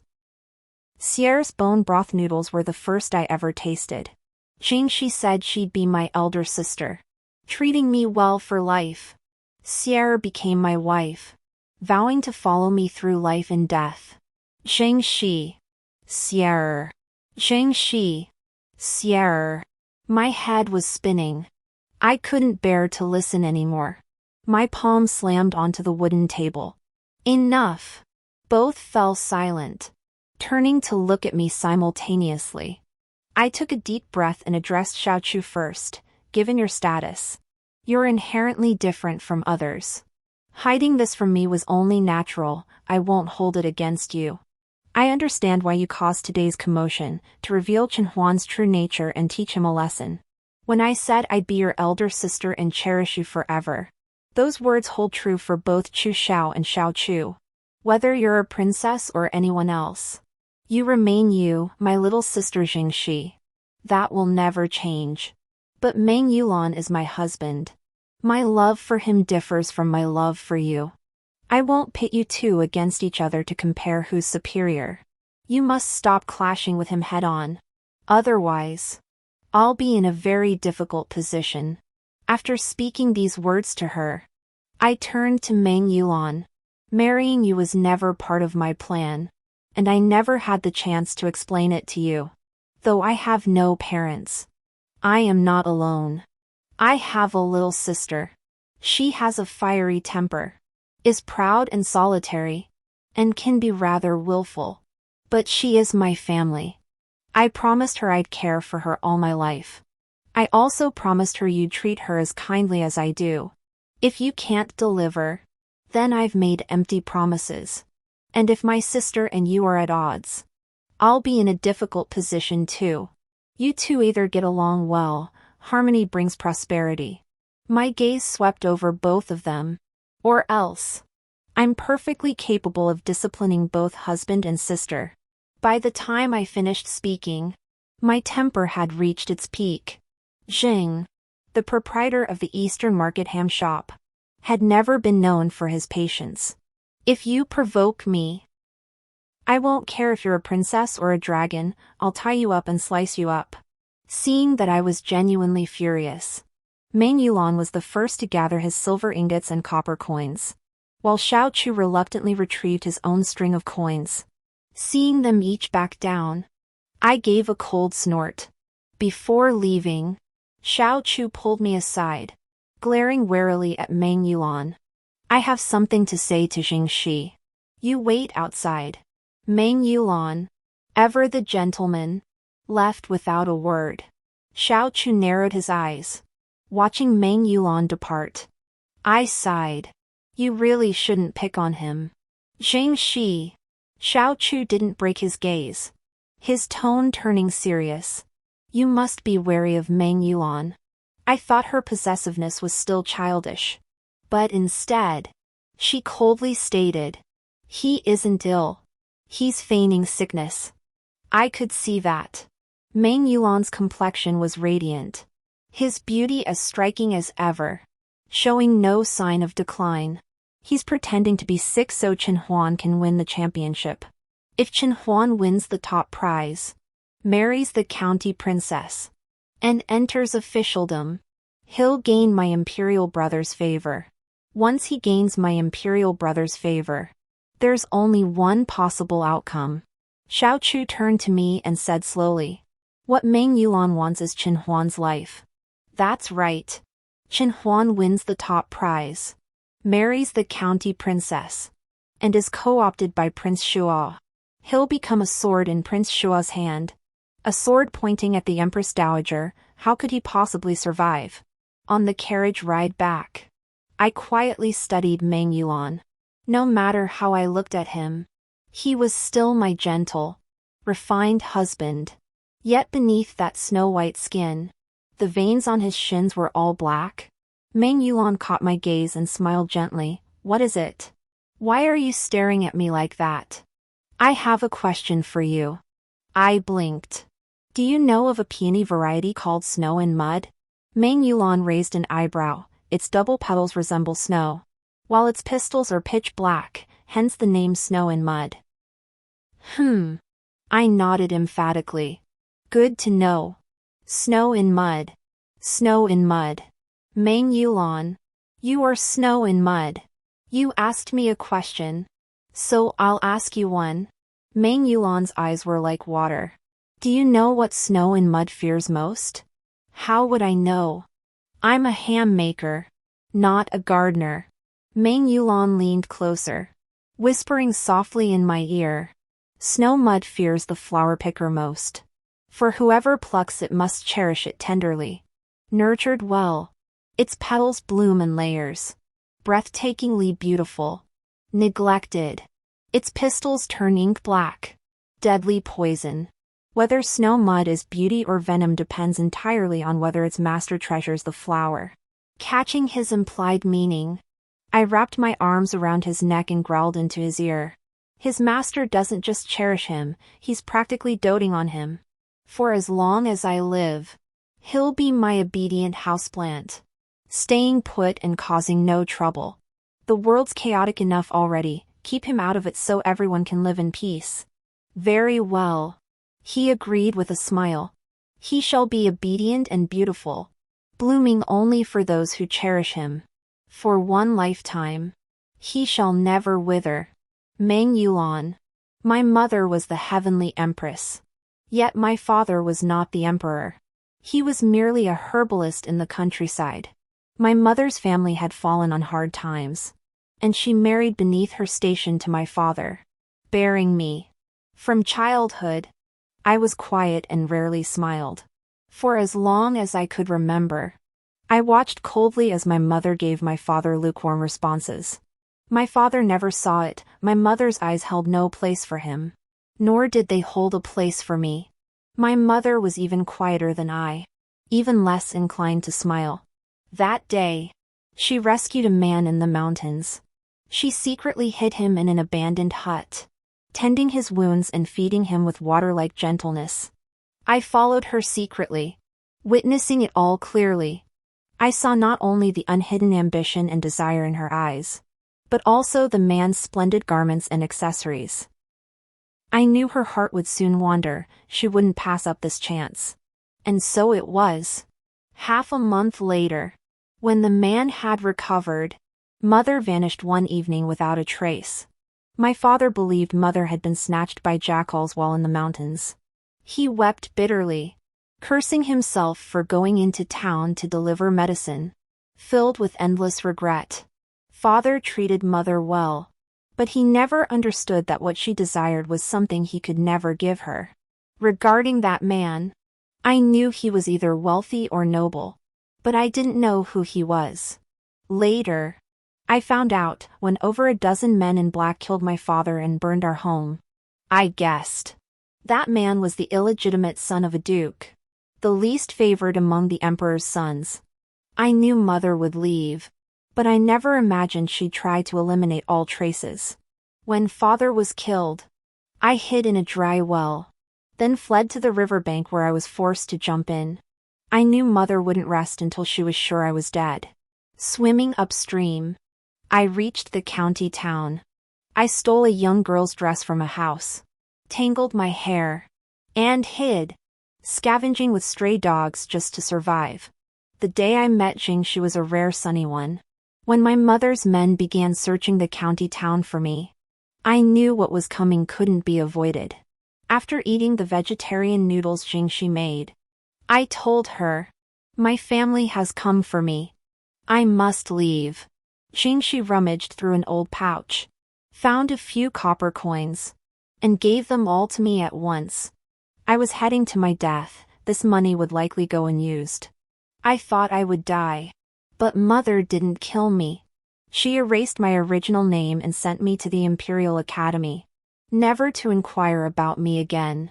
It was like a tacit understanding between mother and son, or perhaps a truth understood by our kind: she wouldn't kill me, as long as I obeyed. Life at the Imperial Academy was tedious. The 4 books and 5 classics were no challenge, the Confucian canon was straightforward. At first, I didn't know what I truly desired, until a certain moment, a single instant, when it dawned on me, what I craved was utter chaos in the world, mutual destruction. I knew Mother sought power. I knew she was mad. And I knew I was cut from the same cloth as her. From a concubine of a provincial prince to Empress Dowager. She spared me for one reason only. I was useful to her. A pawn never accepts its role as a pawn never aspires to be the one holding the pieces. A pawn dreams of smashing the entire board. His Majesty is gravely ill. Exhaustion? Frailty? I caught a glimpse during the imperial sacrifice at the academy. A cold laugh rose in my chest, it was clearly a slow-acting poison. I said it, Mother and I are cut from the same cloth. So I ask myself, if I were Mother, what would I do? Poison the emperor and have the eldest son ascend the throne? Compared to that sickly emperor, the young and vigorous Xiao Jin is far more formidable. Were I Xiao Jin, I would not seek the limelight. nor strive for the title of virtuous prince that would only hasten my demise. Biding my time. Cultivating trust, that is the superior strategy. My continued absence from court is to keep Xiao Jin in check. When the moment is ripe, I shall become his strategist. I will help him grow strong enough to challenge the Empress Dowager.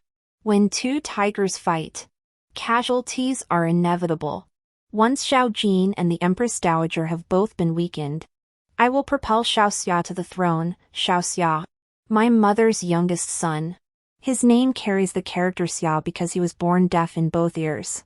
And after that? Will I become a powerful minister? Will I hold the emperor hostage to command the feudal lords? No. I will reveal my true identity. I will rally the imperial in-laws, igniting war with the Xiao royal clan.